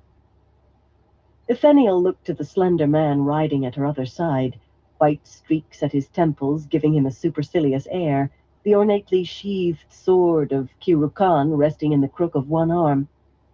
It was called the Sword of Kirukan, at any rate, and the fabled warrior queen of Aramael might have carried it. The blade was ancient, some said power-wrought. The two-handed hilt lay toward her as tradition demanded, though she herself was not about to try using a sword like some fire-brained Saldaean. A queen was supposed to think, lead, and command, which no one could manage while trying to do what any soldier in her army could do better. "And you, sword-bearer," she said, "do you have any qualms at this late hour?" Lord Baldir twisted in his gold-worked saddle to glance back at the banners carried by horsemen behind them, cased in tooled leather and embroidered velvet. "I don't like hiding who I am, Majesty," he said fussily, straightening around. "The world will know us soon enough and what we've done, or tried to do. We'll end dead, or in the histories, or both, so they might as well know what names to write." Baldir had a biting tongue, and he affected to care more for music and his clothes than anything else. That well-cut blue coat was the third he had worn already today. But as with Sarila, appearances deceived. The sword-bearer to the throne of the clouds bore responsibilities much heavier than that sword in its jeweled scabbard.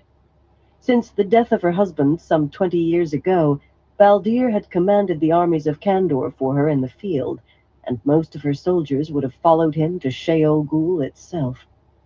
He was not counted among the great captains, but he knew when to fight and when not, as well as how to win. "The meeting place must be just ahead," Sarila said suddenly, just as Atheniel saw the scout Baldir had sent forward, a sly fellow named Lomas, who wore a fox-head crest on his helmet, rein in atop the peak of the pass ahead. With his lance slanted, he made the arm gesture for assembly point in sight. Baldir swung his heavy-shouldered gelding and bellowed a command for the escort to halt. He could bellow when he had a mind to, then spurred the bay to catch up to her and Sarila. It was to be a meeting between long-standing allies, but as they rode past Lomas, Baldir gave the lean-faced man a curt order to watch and relay, should anything go wrong. Lomas would signal the escort forward to bring their queen out. Atheniel sighed faintly when Sarila nodded approval at the command. Allies of long standing, yet the times bred suspicion like flies on a mitten. What they were about stirred the heap and set the flies swirling. Too many rulers to the south had died or vanished in the last year for her to feel any comfort in wearing a crown. Too many lands had been smashed as thoroughly as an army of Trollocs could have achieved. Whoever he was, this Al Thor fellow had much to answer for. Much. Beyond Lomas, the pass opened into a shallow bowl almost too small to be named a valley, with trees too widely spaced to be called a thicket. Leatherleaf and blue fir and three-needle pine held to some green, along with a few oaks, but the rest were sheathed in brown, if not bare-branched. To the south, however, lay what had made this spot a good choice for meeting. A slender spire like a column of gleaming golden lace lay slanting and partly buried in the bare hillside, a good 70 paces of it showing above the treetops. Every child in the Black Hills old enough to run off leading strings knew of it, but there was not a village inside 4 days' travel, nor would anyone come within 10 miles willingly. The stories of this place spoke of mad visions, of the dead walking, and death at touching the spire. Atheniel did not consider herself fanciful, yet she shivered slightly. Nian said the spire was a fragment from the Age of Legends, and harmless. With luck, the Aes Sedai had no reason to recall that conversation of years ago. A pity the dead could not be made to walk here. Legend said Kirukan had beheaded a false dragon with her own hands, and borne 2 sons by another man who could channel, or maybe the same one. She might have known how to go about their purpose and survive. As expected, the first pair of those Atheniel had come to meet was waiting, each with 2 attendants. Paitar Nachiman had many more creases in his long face than the stunningly handsome older man she had admired as a girl, not to mention too little hair and most of that gray. Fortunately, he had relinquished the Arafellan fashion for braids and wore his hair cut short. But he sat his saddle straight-backed. His shoulders needed no padding in that embroidered green silk coat, and she knew he still could wield the sword at his hip with vigor and skill. Isar Togita, square-faced and his scalp shaved except for a white topknot, his plain coat the color of old bronze, was a head shorter than the king of Arafel, and slighter, yet he made Paitar look almost soft. Isar of Shinar did not scowl. If anything, a touch of sadness seemed permanent in his eyes, but he might have been made from the same metal as the long sword on his back. She trusted both men, and hoped their familial connections helped secure that trust. Alliances by marriage had always bound the borderlands together as much as their war against the Blight did, and she had a daughter wed to Isar's third son, and a son to Paitar's favorite granddaughter, as well as a brother and two sisters married into their houses. Their companions appeared as different as their kings. As always, Ishigari Teresian looked just risen from a stupor after a drunken feast, as fat a man as she had ever seen in a saddle. His fine red coat was rumpled, his eyes bleary, his cheeks unshaven. By contrast, Kirill Shianri, tall and lean, and nearly as elegant as Baldir, despite the dust and sweat on his face, with silver bells on his boot tops and gloves as well as fastened to his braids. He wore his usual expression of dissatisfaction, and had a way of always peering coolly down his prominent nose at anyone but Paitar. Shianri really was a fool in many ways. Arafellan kings rarely made much pretense of listening to counselors, relying instead on their queens, but he was more than appeared at a glance. Agomar Jagad could have been a larger version of Isar, a simple, plainly garbed man of steel and stone with more weapons hung about him than Baldir carried, sudden death waiting to be unleashed, while Alisun Chulin was as slim as Sarila was stout, as pretty as Sarila was plain, and as fiery as Sarila was calm. Alisun seemed born to her fine blue silks. It was well to remember that judging Sarila by her surface was a mistake, too. "Peace and the light favor you, Atheniel of Kandor," Isar said gruffly as Atheniel reined in before them, and at the same time Paitar intoned, "The light embrace you, Atheniel of Kandor." Paitar still had a voice to make women's hearts beat faster, and a wife who knew he was hers to his boot soles. Atheniel doubted that Manuki had ever had a jealous moment in her life, or cause for one. She made her own greetings just as short, ending with a direct, "I hope you've come this far without detection." Isar snorted and leaned on his cantle, eyeing her grimly. A hard man, but 11 years widowed and still mourning. He had written poetry for his wife. There was also more than the surface. "If we've been seen, Atheniel," he grumbled, "then we might as well turn back now." "You speak of turning back already?" Between his tone and a flip of his tasseled reins, Shianri managed to combine disdain with barely enough civility to forestall a challenge. Even so, Agomar studied him coldly, tilting in his saddle slightly, now recalling where each of his weapons was placed. Old allies in many battles along the Blight, but those new suspicions swirled. Alisun made her mount dance, a gray mare as tall as a war-horse. The thin white streaks in her long black hair suddenly seemed crests on a helmet, and her eyes made it easy to forget that Shinaran women neither trained with weapons nor fought duels. Her title was simply Shatayan of the royal household, yet whoever believed any Shatayan's influence stopped at ordering the cooks and maids and victuallers made a grave error. "Foolhardiness is not courage, Lord Shianri. We leave the Blight all but unguarded, and if we fail, maybe even if we succeed, some of us could find our heads on spikes. Perhaps all of us will.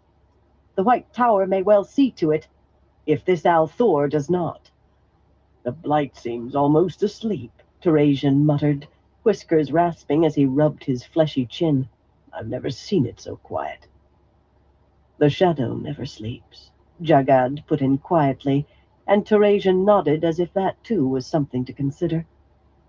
Agelmar was the best general of them all, one of the best to be found anywhere, but Teresian's place at Pytar's right hand had not come because he was a good drinking companion. What I've left behind can guard the blight short of the Trolloc Wars coming again, Etheniel said in a firm voice. I trust you've all done as well. It hardly matters, though. Does anyone believe we truly can turn back now? She made that last question dry, expecting no answer, but she received one. Turn back? A young woman's high voice demanded behind her. Zenobia of Saldaea galloped into the gathering, drawing her white gelding up so that he reared flamboyantly. Thick lines of pearls marched down the dark gray sleeves of her narrow-skirted riding habit, while red and gold embroidery swirled thickly to emphasize the narrowness of her waist and the roundness of her bosom. Tall for a woman, she managed to be pretty, if not beautiful, despite a nose that was over-bold at best. Large, tilted eyes of a dark, deep blue certainly helped, but so did a confidence in herself so strong that she seemed to glow with it. As expected, the Queen of Saldaea was accompanied only by Kalyan Ramsin, one of her numerous uncles, a scarred and grizzled man with the face of an eagle and thick mustaches that curved down around his mouth. Zenobia Kazadi tolerated the Council of Soldiers, but no one else. I will not turn back, she went on fiercely, whatever the rest of you do. I sent my dear Uncle Davram to bring me the head of the false dragon Mazrim Taim, and now he and Taim both follow this Althor, if I can believe half what I hear. I have close to 50,000 men behind me, and whatever you decide, I will not turn back until my uncle and Althor learn exactly who rules Saldaea. Etheniel exchanged glances with Sarila and Baldir, while Pytar and Isar began telling Zenobia that they also meant to keep on. Sarila gave her head the smallest shake, made the slightest shrug. Baldir rolled his eyes openly. Etheniel had not exactly hoped Zenobia might decide at the last to stay away, but the girl would surely make difficulties. Saldaeans were a strange lot. Etheniel had often wondered how her sister Ainoni managed so well, married to yet another of Zenobia's uncles. Yet Zenobia carried that strangeness to extremes. You expected showiness from any Saldaean, but Zenobia took delight in shocking Domani and making Altarans seem drab. Saldaean tempers were legendary. Hers was wildfire and a high wind, and you could never tell what would provide the spark. Etheniel did not even want to think of the difficulty in getting the woman to listen to reason when she did not want to. Only Davram Bashir had ever been able to do that. And then there was the question of marriage. Zenobia was still young, though years past the age she should have wed. Marriage was a duty for any member of a ruling house, the more so for a ruler.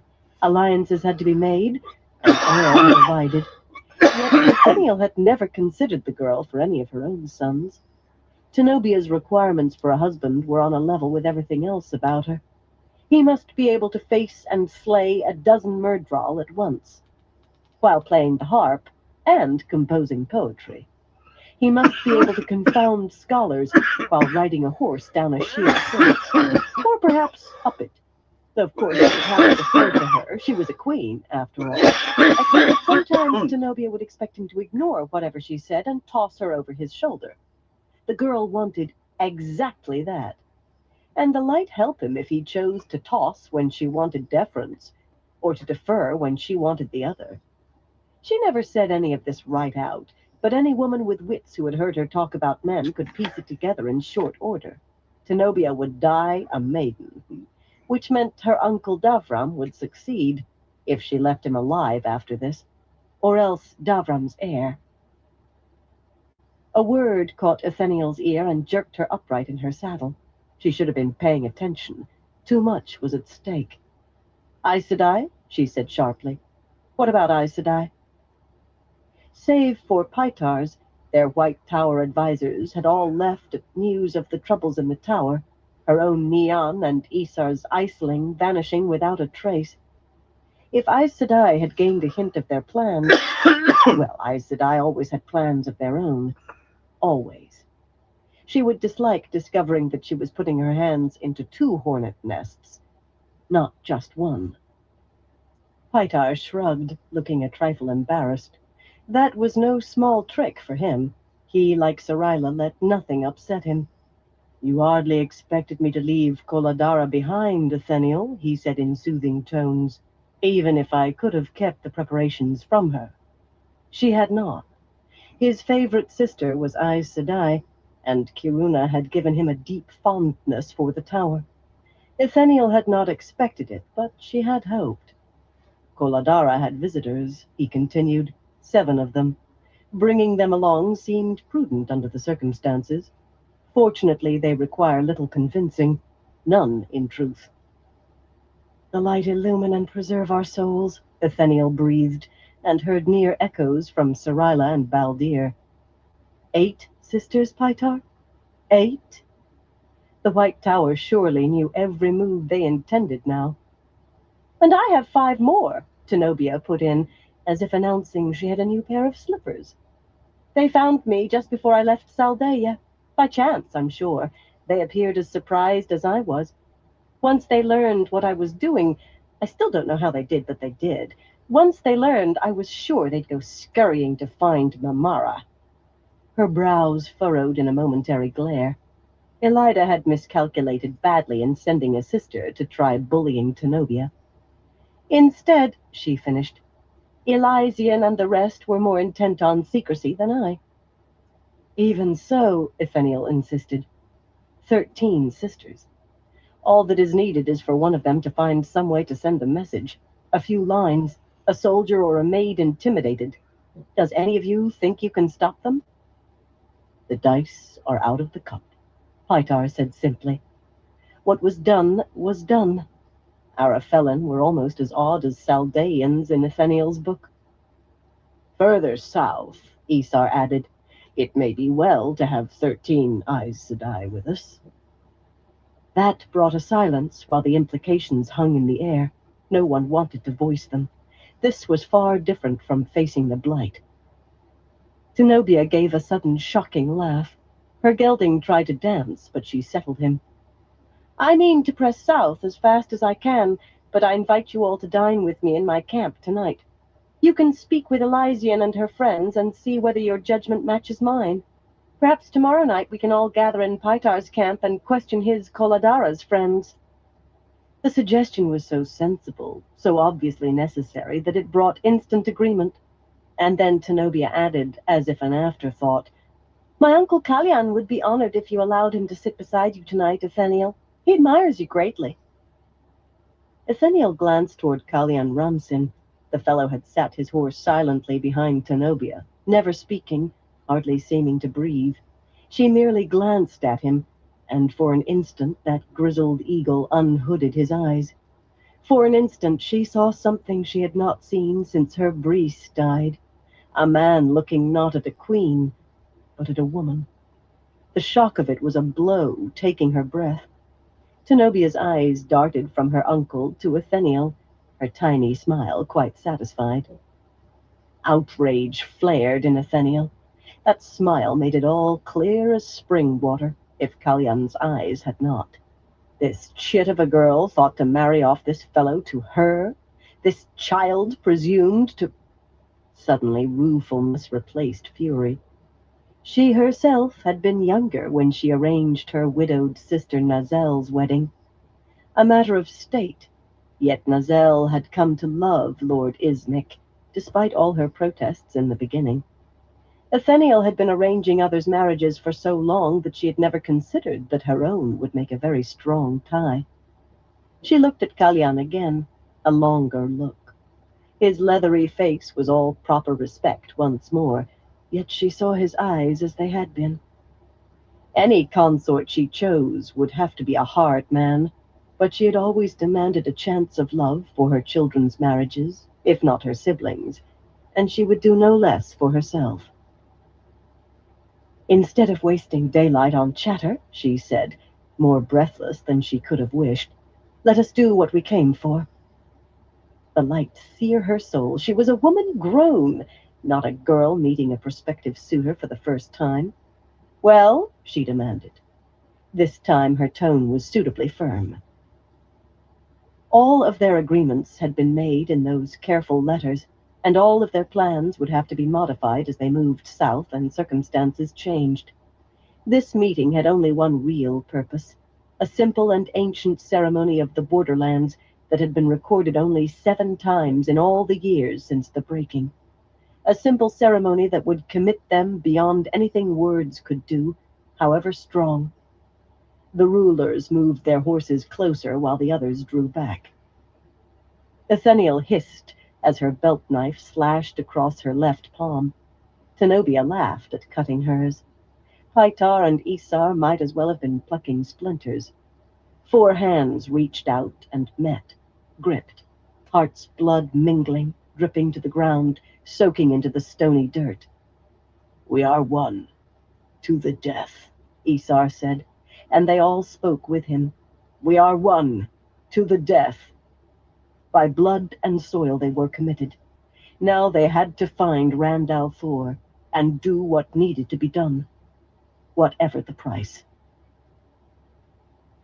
Once she was sure that Turana could sit up on the cushion unaided, Varen rose and left the slumped white sister sipping water, trying to sip anyway. Turana's teeth chattered on the silver cup, which was no surprise. The tent's entryway stood low enough that Varen had to duck in order to put her head out. Weariness augured into her back when she bent. She had no fear of the woman shivering behind her in a coarse black woolen robe. Varen held the shield on her tight, and she doubted Turana possessed enough strength in her legs at the moment to contemplate leaping on her from behind, even if such an incredible thought occurred to her. Whites just did not think that way. For that matter, in Turana's condition, it was doubtful she would be able to channel a hair for several hours yet, even if she were not shielded. The Aiel camp covered the hills that hid Kyrian, low, earth-colored tents filling the space between the few trees left standing this close to the city. Faint clouds of dust hung in the air, but neither dust nor heat, nor the glare of an angry sun bothered the Aiel at all. Bustle and purpose filled the camp to equal any city. Within her sight were men butchering game and patching tents, sharpening knives and making the soft boots they all wore.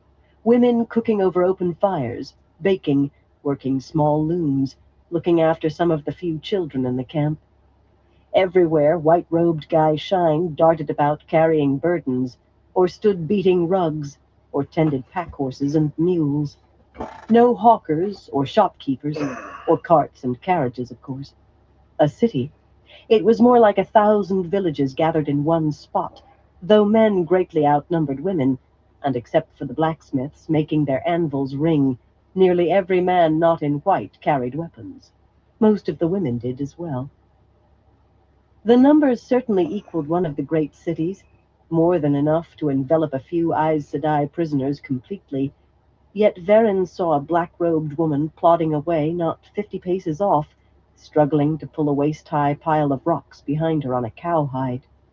The deep cowl hid her face, but no one in the camp except the captive sisters wore those black robes. A wise one strolled along close to the hide, glowing with the power as she shielded the prisoner, while a pair of maidens flanked the sister, using switches to urge her on whenever she faltered. Varen wondered whether she had been meant to see. That very morning she had passed a wild-eyed Koiran saildane, sweat streaming down her face, with a wise one and 2 tall Aiel men for escort, and a large basket heaped with sand bending her back as she staggered up a slope. Yesterday it had been Serene Nendal. They had set her moving handfuls of water from one hide bucket to another beside it, switched her to move faster, then switched her for every drop spilled, when the water spilled because they were switching her to move faster. Serene had stolen a moment to ask Varen why, though not as if she expected any answer. Varen certainly had not been able to supply one before the maidens drove Serene back to her useless labor. She suppressed a sigh. For one thing, she could not truly like seeing sisters treated so, whatever the reasons or need. And for another, it was obvious that a fair number of the wise ones wanted what? For her to know that being Aes Sedai counted for nothing here? Ridiculous. That had been made abundantly clear days ago. Perhaps that she could be put into a black robe too? For the time, she thought she was safe from that at least, but the wise ones hid a number of secrets she had yet to puzzle out, the smallest of them how their hierarchy worked. Very much the smallest, yet life and a whole skin lay wrapped inside that one. Women who gave commands sometimes took them from the very women they had been commanding earlier, and then later it was turned about again, all without rhyme or reason that she could see. No one ever ordered Sorilea, though, and in that might lie safety, of a sort. She could not help a surge of satisfaction. Early this morning in the Sun Palace, Sorilea had demanded to know what shamed wetlanders most. Kiruna and the other sisters did not understand. They made no real efforts to see what was happening out here, perhaps fearing what they might learn, fearing the strains knowledge might put on their oaths. They still struggled to justify taking the path fate had pushed them down, but Varen already had reasons for the path she followed, and purpose. She also had a list in her pouch, ready to hand to Sorilea when they were alone. No need to let the others know. Some of the captives she had never met, but she thought that for most women that list summed up the weaknesses Sorilea was seeking. Life was going to grow much more difficult for the women in black, and her own efforts would be aided no end, with luck. Two great hulking Aiel men, each an axe handle wide across the shoulders, sat right outside the tent, seemingly absorbed in a game of cat's cradle, but they had looked around immediately when her head appeared through the tent flaps. Coram had risen like a serpent uncoiling for all of his size, and Mendan waited only to tuck the string away. Had she been standing straight, her head barely would have reached the chest of either. She could have turned them both upside down and paddled them, of course, had she dared. She had been tempted from time to time. They were her assigned guides, her protection against misunderstandings in the camp. And doubtless they reported everything she said or did. In some ways she would have preferred to have Tomas with her, but only some. Keeping secrets from your warder was far more difficult than keeping them from strangers. "Please tell Colinda that I'm done with Tirana Noril," she told Coram, "and ask her to send Katarina al-Ruddin to me." She wanted to deal first with the sisters who had no warders. He nodded once before trotting off without speaking. These Aiel men were not much for civility. Mendan settled into a crouch, watching her with startlingly blue eyes. One of them stayed with her, no matter what she said. A strip of red cloth was tied around Mendan's temples and marked with the ancient symbol of Aes Sedai. Like the other men who wore that, like the maidens, he seemed to be waiting for her to make a mistake. Well, they were not the first, and a great way from the most dangerous. 71 years had passed since she had last made a serious mistake.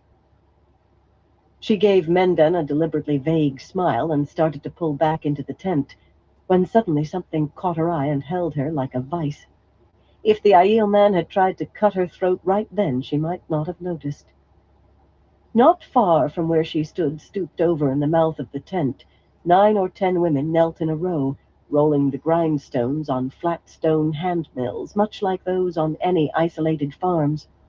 Other women brought grain in baskets and took away the coarse flour. The 9 or 10 women knelt in dark skirts and pale blouses, folded scarves holding their hair back. One, noticeably shorter than the rest, the only one with hair that did not hang to her waist or below, wore not even a single necklace or bracelet. She glanced up, the resentment on her sun-pinkened face sharpening as she met Varen's gaze. Only for an instant, though, before she cringed hurriedly to her task. Varen jerked back into the tent, her stomach roiling queasily. Ergine was green Aja, or rather had been green, before Randall Thor stilled her. Being shielded dulled and fuzzed the bond to your warder, but being stilled snapped it as surely as death. One of Ergine's two apparently had fallen over dead from the shock, and the other had died trying to kill thousands of Aiel without making any effort to escape. Very likely, Ergine wished she also were dead. Stilled. Varen pressed both hands to her middle. She would not sick up. She had seen worse than a stilled woman. Much worse. "There's no hope, is there?" Turana muttered in a thick voice. She wept silently, staring into the silver cup in her trembling hands at something distant and horrifying. "No hope." "There is always a way, if you only look for it," Varen said, absently patting the woman's shoulder. "You must always look." Her thoughts raced, and none touched Turana. Ergine's stilling made her belly feel full of rancid grease, the light knew. But what was the woman doing grinding grain, and dressed like the Aiel women? Had she been put to work just there so Varen could see? Foolish question. Even with a Taviran as strong as Randall Thor only a few miles away, there was some limit to the number of coincidences she would accept. Had she miscalculated? At worst, it could not be a large error. Only small mistakes sometimes proved as fatal as large. How long could she hold out if Sorelia decided to break her? A distressingly short time, she suspected. In some ways, Sorelia was as hard as anyone she had ever met, and not a thing she could say that would stop it. A worry for another day. There was no point getting ahead of herself. Kneeling, she put a little effort into comforting Turana, but not too much. Soothing words that sounded as hollow to her as they did to Turana, judging by the bleakness in her eyes. Nothing could change Turana's circumstances except Turana, and that had to come from within herself. The White Sister just wept harder, making no sound as her shoulders shook, tears streaming down her face. The entry of two wise ones and a pair of young Aiel men who could not straighten up inside the tent was something of a relief. For Varen, anyway. She rose and curtsied smoothly, but none of them had any interest in her. Davina was a green-eyed woman with yellow-red hair. Losane, gray-eyed, with dark hair that only showed glints of red in the sun. Both head and shoulders taller than she, both wearing the expressions of women given a grimy task they wished on someone else. Neither could channel strongly enough to have any certainty of holding Turana by herself, but they linked as though they had been forming circles all their lives, the light of Saidar around one seeming to blend with that around the other, despite the fact that they stood apart. Varen forced her face into a smile to keep from frowning. Where had they learned that? She would have wagered all she possessed that they had not known how only a few days ago. Everything went quickly then and smoothly. As the crouching men lifted Turana to her feet by the arms, she let the silver cup fall, empty, luckily for her. She did not struggle, which was just as well, considering that either could have carried her off under one arm like a sack of grain, but her mouth hung open, emitting a wordless keening. The Aiel paid no heed. Davina, focusing the circle, assumed the shield, and Varen let go of the source completely. None of them trusted her enough to let her hold Saidar without a known reason, no matter what oaths she had sworn. Neither appeared to notice, but they surely would have, had she held on. The men hauled Turana away, her bare feet dragging across the layered carpets that floored the tent, and the wise ones followed them out. And that was that. What could be done with Turana had been done. Letting out a long breath, Varen sagged onto one of the bright tasseled cushions. A fine golden ropework tray sat on the carpets next to her. Filling one of the mismatched silver cups from a pewter pitcher, she drank deeply. This was thirsty work, and tiring. Hours of daylight remained, yet she felt as if she had carried a heavy chest 20 miles, over hills. The cup went back onto the tray, and she pulled the small leather-bound notebook from behind her belt. It always took a little time for them to fetch those she asked for. A few moments to peruse her notes and make some would not be amiss. There was no need for notes about the captives, but the sudden appearance of Cadsuane Malydrin 3 days ago now gave cause for concern. What was Cadsuane after? The woman's companions could be dismissed, but Cadsuane herself was a legend, and even the believable parts of the legend made her very dangerous indeed. Dangerous and unpredictable. She took a pen from the small wooden writing case she always carried, reached toward the stoppered ink bottle in its scabbard, and another wise one entered the tent. Varen scrambled to her feet so quickly that she dropped her notebook. Aeron could not channel at all, yet Varen made a much deeper curtsy for the graying woman than she had for Davina and Losane. At the bottom of her dip, she let go of her skirts to reach for her book, but Aeron's fingers reached it first. Varen straightened, calmly watching the taller woman thumb through the pages. Sky-blue eyes met hers, a winter sky. "Some pretty drawings and a great deal about plants and flowers," Aeron said coldly. "I see nothing concerning the questions you were sent to ask." She thrust the book at Varen more than handed it to her. "Thank you, wise one," Varen said meekly, tucking the book back safely behind her belt. She even added another curtsy for good measure, just as deep as the first. "I have the habit of noting down what I see." One day she would have to write out the cipher she used in her notebooks. A lifetime's worth of them filled cupboards and chests in her rooms above the White Tower Library. One day, but she hoped not soon. As for the prisoners, so far they all say variations of the same thing. The Kara Karn was to be housed in the tower until the last battle. His mistreatment began because of an escape attempt. But you know that already, of course. Never fear, though. I'm sure I will learn more. All true, if not all of the truth. She had seen too many sisters die to risk sending others to the grave without a very good reason. The trouble was deciding what might cause that risk. The manner of young Althor's kidnapping, by an embassy supposedly treating with him, enraged the Aiel to the point of murder. Yet what she called his mistreatment barely angered them at all, as far as she could tell. Gold and ivory bracelets clattered softly as Aeron adjusted her dark shawl. She peered down as though trying to read Varen's thoughts. Aeron seemed to stand high among the wise ones, and while Varen occasionally had seen a smile crease those dark-tanned cheeks, a warm and easy smile, it was never directed at an Aes Sedai. "We never suspected that you would be the ones to fail," she had told Varen somewhat murkily. There had been nothing unclear in the rest of it, however. "Aes Sedai have no honor. Give me one hair of suspicion and I will strap you till you cannot stand with my own hands. Give me 2 hairs and I will stake you out for the vultures and the ants." Varen blinked up at her, trying to appear open. And meek, she must not forget meek, docile and compliant. She did not feel fear. In her time she had faced harder stares, from women and men, without so much as Aeron's slim compunction about ending her life. But a good deal of effort had gone into being sent to ask those questions. She could not afford to waste it now.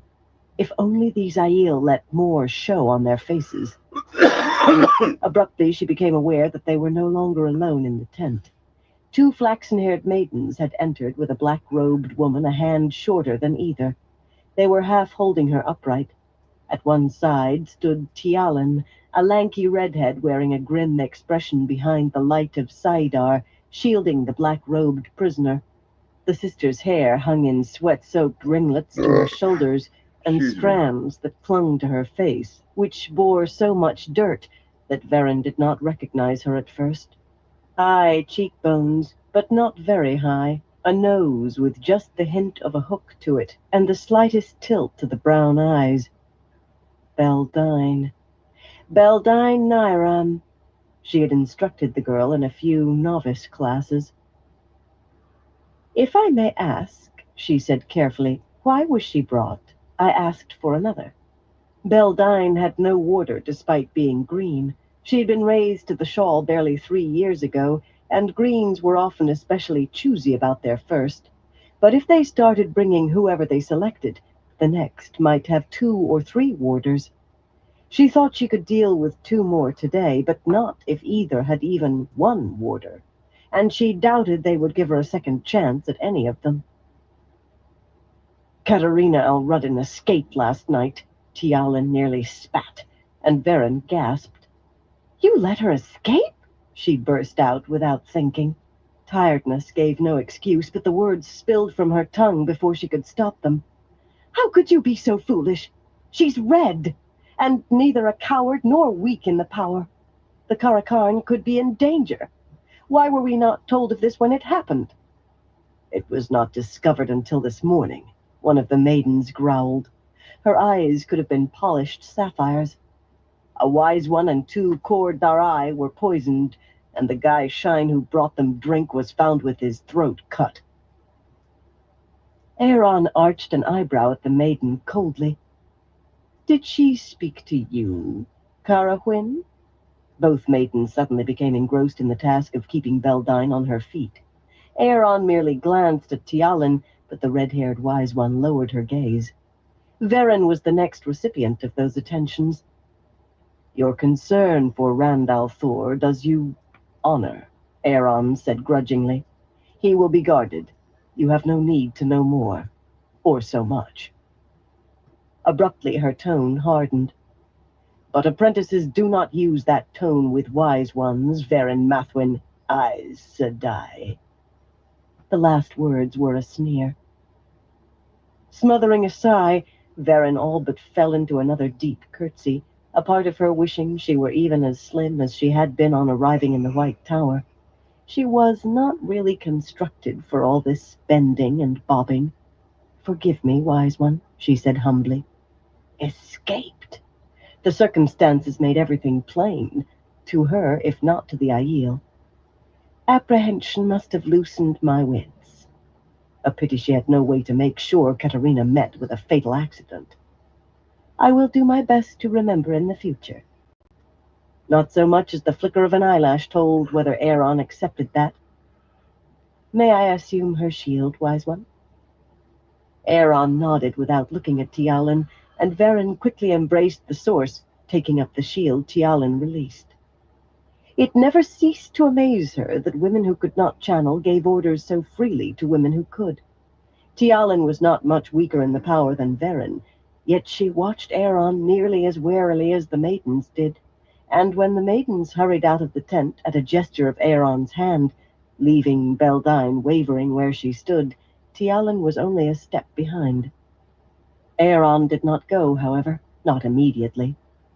"You will not speak of Katerina Elruddin to the Karakarn," she said. "He has enough to occupy his thoughts without giving him trifles to worry over." "I will say nothing to him about her," Varen agreed quickly. Trifles? A red with Katerina's strength was no trifle. Perhaps a note. It needed thought. "Be certain to hold your tongue, Varen Mathwin, or you will use it to howl." There seemed nothing to say to that, so Varen concentrated on meekness and docility, making yet another curtsy. Her knees wanted to groan. Once Aaron departed, Varen allowed herself a sigh of relief. She had been afraid Aaron intended to remain. Gaining permission to be alone with the prisoners had required nearly as much effort as getting Soralia and Amis to decide they needed to be questioned, and by someone intimate with the White Tower. If they ever learned they had been guided to that decision, it was a worry for another day. She seemed to be piling up a great many of those. "There's enough water to wash your face and hands, at least," she told Beldine mildly. And if you wish, I will heal you. Every sister she had interviewed had carried at least a few welts. The Aiel did not beat the prisoners except for spilling water or balking at a task. The haughtiest words of defiance earned only scornful laughter, if that. But the black-robed women were herded like animals, a tap of the switch for go or turn or stop, and a harder tap if they did not obey quickly enough. Healing made other things easier, too. Filthy, sweating, wavering like a reed in the wind, Beldine curled her lip. I would rather bleed to death than be healed by you, she spat. Maybe I should have expected to see you groveling to these wilders, these savages, but I never thought you would stoop to revealing tower secrets. That ranks with treason, Varen. With rebellion. She grunted contemptuously. I suppose if you didn't shy at that, you'll stop at nothing. What else have you and the others taught them besides linking? Varen clicked her tongue irritably, not bothering to set the young woman straight. Her neck ached from looking up at Aiel. For that matter, even Beldine stood a hand or more taller than she. Her knees ached from curtsying, and entirely too many women who should know better had flung blind contempt and foolish pride at her today. Who should know better than an Aes Sedai that a sister had to wear many faces in the world? You could not always overawe people, or bludgeon them either. Besides, far better to behave as a novice than be punished like one, especially when it earned you only pain and humiliation. Even Kiruna had to see the sense of that eventually. Sit down before you fall down, she said, suiting her own words. Let me guess what you've been doing today. By all that dirt, I'd say digging a hole. With your bare hands, or did they let you use a spoon? When they decide it's finished, they will just make you fill it again, you know. Now let me see. Every part I can see of you is grubby, but that robe is clean, so I expect they had you digging in your skin. Are you sure you don't want healing? Sunburn can be painful. She filled another cup with water and wafted it across the tent on a flow of air to hover in front of Beldine. Your throat must be parched. The young green stared unsteadily at the cup for a moment. Then suddenly her legs gave way and she collapsed onto a cushion with a bitter laugh. They water me frequently. She laughed again, though Varen could not see the joke. As much as I want, so long as I swallow it all. Studying Varen angrily, she paused, then went on in a tight voice. That dress looks very nice on you. They burned mine. I saw them. They stole everything except this. She touched the golden great serpent around her left forefinger, a bright golden gleam among the dirt. I suppose they couldn't find quite enough nerve for that. I know what they're trying to do, Varen, and it won't work. Not with me. Not with any of us. She was still on her guard. Varen set the cup down on the flowered carpet beside Beldine, then took up her own and sipped before speaking. Oh? What are they trying to do? This time the other woman's laugh was brittle as well as harsh. Break us, and you know it. Make us swear oaths to Althor the way you did. Oh, Varen, how could you? Swearing fealty, and worse, to a man, to him. Even if you could bring yourself to rebel against the Amerlin seat, against the White Tower. She made the two sound much the same. How could you do that? For a moment, Varen wondered whether things would be better if the women now held in the Aiel camp had been caught up as she had been, a wood chip in the mill race of Randall Thor's Taviran swirl, words pouring from her mouth before they had time to form in her brain. Not words she could never have said on her own. That was not how Taviran affected you, but words she might possibly have said one time in 1,000 under those circumstances, one time in 10,000. No, the arguments had been long and hot over whether oaths given in that way had to be kept, and the arguments over how to keep them still continued, much better as it was. Absently, she fingered a hard shape inside her belt pouch, a small brooch, a translucent stone, carved into what appeared to be a lily with too many petals. She never wore it, but it had not been out of her reach in nearly 50 years. "You are Datsang, Beldine. You must have heard that." She did not need Beldine's curt nod. Telling the despised one was part of Aiel law, like pronouncing sentence. That much she knew, if very little more. Your clothes and anything else that would burn were put to the fire because no Aiel would own anything that once belonged to a Datsang. The rest was hacked to pieces or hammered into scrap, even the jewelry you had with you, and buried under a pit, dug for a jakes. My horse?" Beldine asked anxiously.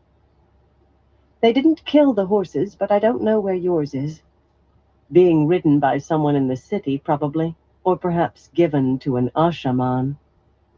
Telling her that might do more harm than good.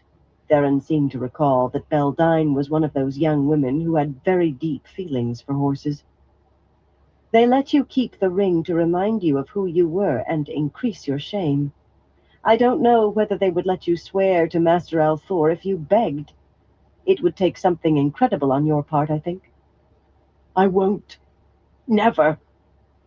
The words rang hollow, though, and Beldine's shoulders slumped. She was shaken, but not sufficiently. Varen put on a warm smile. A fellow had once told her that her smile made him think of his dear mother. She hoped he had not been lying about that, at least. He had tried to slide a dagger between her ribs a little later, and her smile had been the last thing he ever saw. "I can't think of the reason you would. No. I fear what you have to look forward to is useless labor. That's shaming to them. Bone shaming. Of course, if they realize you don't see it that way. Oh my. I'll wager you didn't like digging without any clothes on, even with maidens for guards, but think of, say, standing in a tent full of men that way?" Beldine flinched. Varen prattled on. She had developed prattling to something of a talent. "They'd only make you stand there, of course. Datsang aren't allowed to do anything useful unless there's great need, and an Aiel man would as soon put his arm around a rotting carcass as... Well, that's not a pleasant thought, is it? In any case, Hey, that's what you have Soy, to how look you forward to. doing? I know you'll resist as long as you can, though I'm not sure what there is to resist. It's They still a won't little try to get deaf. information out of you, or anything that people usually do with prisoners. But they won't let you go, not ever, until they're sure the shame is so deep in you there's nothing else left. Not if it takes the rest of your life." Beldine's lips moved soundlessly, but she might as well have spoken the words, Safety meeting "the time. rest of my life." Shifting uncomfortably on her cushion, she grimaced. Sunburn or welts, or simply the ache of unaccustomed work. "We will be rescued," she said finally. "The Amerlin won't leave us. We'll be rescued, or we will be rescued." Snatching up the silver cup from beside her, she tilted her head back to gulp until it was empty, then thrust it out for more. Varen floated the pewter pitcher over and set it down so the young woman could pour for herself. "Or yours," Varen said, and Beldine's dirty hands jerked, splashing water down the sides of the cup. "Really now, you have as much chance of that as you do of rescue. You're surrounded by an army of Aiel, and apparently Althor can call up a few hundred of those Ashaman whenever he wants, to hunt you down." The other woman shivered at that, and Varen nearly did. That little mess should have been stopped as soon as it started.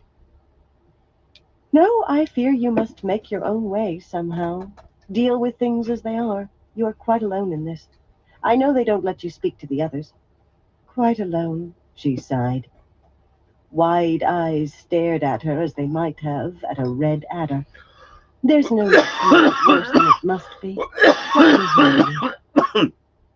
She barely waited for the other woman's pitiful nod before moving to kneel beside her and place hands on Beldine's head. The young woman was almost as ready as she could be. Opening herself to more of Saidar, Varen rose the flows of healing, and the flame gasped and quivered. The half-filled cup dropped from her hands, and a flailing arm knocked the pitcher onto its side. Now she was as ready as she could be. In the moments of confusion that gripped anyone after being healed, while Beldine still blinked and tried to come back to herself, Varen opened herself further, opened herself through the carved flower angreal in her pouch. Not a very powerful angreal, but enough, and she needed every bit of the extra power it gave her for this. The flows she began weaving bore no resemblance to healing. Spirit predominated by far, but there was wind and water, fire and earth, the last of some difficulty for her, and even the skeins of spirit had to be divided again and again, placed with an intricacy to boggle a weaver of fine carpets. Even if a wise one takes her head into the tent, with the smallest of luck, she would not possess the rare talent needed to realize what Varen was doing. There would still be difficulties, perhaps painful difficulties one way and another, but she could live with anything short of true discovery. "What?" Beldine said drowsily. Her head would have lolled except for Varen's grip, and her eyelids were half closed. What is happening?" "Nothing that will harm you," Varen told her reassuringly. "The woman might die inside the year, or in 10, as a result of this, but the weave itself would not harm her. I promise you, this is safe enough to use on an infant. Of course, that depended on what you did with it." She needed to lay the flows in place thread by thread, but talking seemed to help rather than hinder, and too long a silence might rouse suspicion if her twin guardians were listening. Her eyes darted frequently to the dangling door flaps. She wanted some answers she had no intention of sharing, answers none of the women she questioned were likely to give freely even if they knew them. One of the smaller effects of this weave was to loosen the tongue and open the mind as well as any herb ever could, an effect that came on quickly. Dropping her voice almost to a whisper, she continued. "The Althor boy seems to think he has supporters of some kind inside the White Tower, Beldine. In secret, of course. They must be. Even a man with his ear pressed to the fabric of the tent should be able to hear only that they were talking. Tell me anything you know about them." "Supporters?" Beldine murmured, attempting a frown that seemed beyond her ability. She stirred, though it hardly deserved the word agitation, feeble and uncoordinated. "For him? Among the sisters? It can't be. Except for those of you who... How could you, Varen? Why didn't you fight it?" Varen tisked vexedly, not for the foolish suggestion that she should have fought a Taviran. The boy seemed so certain. Why? She kept her voice low. "Do you have no suspicions, Beldine? Did you hear no rumors before you left Tarvalon? No whispers? No one who hinted at approaching him differently? Tell me." "No one. Who could? No one would. I admired Kiruna so." There was a hint of loss in Beldine's sleepy voice, and tears leaking from her eyes made tracks through the dirt. Only Varen's hands kept her sitting upright. Varen continued to lay down the threads of her weaving, eyes flashing from her work to the door flaps and back. She felt a little like sweating herself. Soralia might decide she needed help with the questioning. She might bring out one of the sisters from the Sun Palace. Should any sister learn of this, stilling was a very real possibility. "So you were going to deliver him to Elida neatly washed and well behaved," she said in a slightly louder tone. The quiet had gone on too long. She did not want that pair outside reporting that she was whispering with the prisoners. "I couldn't speak out against Galena's decision. She led by the Amerlin's command." Beldine shifted again, weakly. Her voice was still dreamy, but it picked up an agitated edge. Her eyelids fluttered. "He had to be made to obey. He had to be. Shouldn't have been treated so harshly, like putting him to question. Wrong." Varen snorted. Wrong? Disastrous was more like it. A disaster from the first. Now the man looked at Any Eyes Sedai almost the way Aeron did.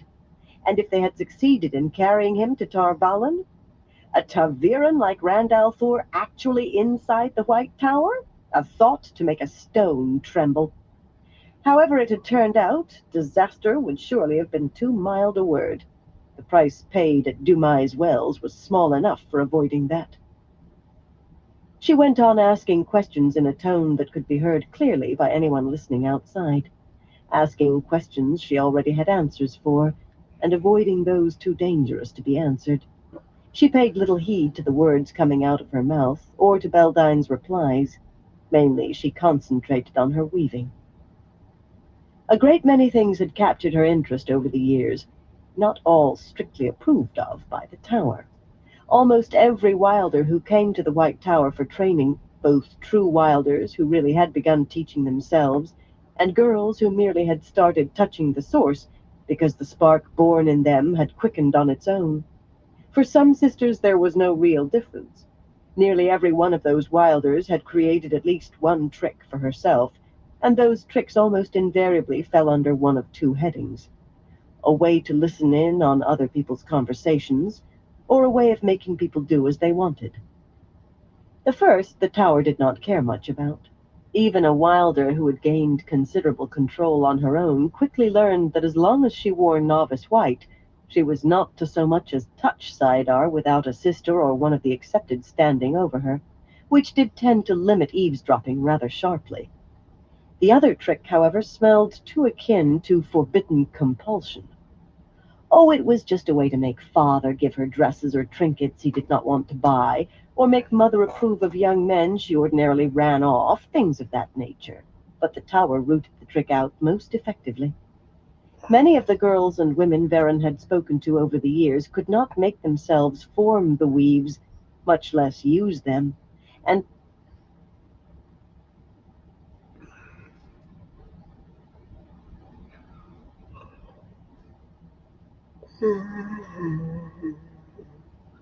All right, everyone. I'm going to call into this live for tonight. I want to thank everyone for stopping by and everyone who continues to stop by. I definitely appreciate all y'all's support. Until next time, everyone, y'all stay safe out there.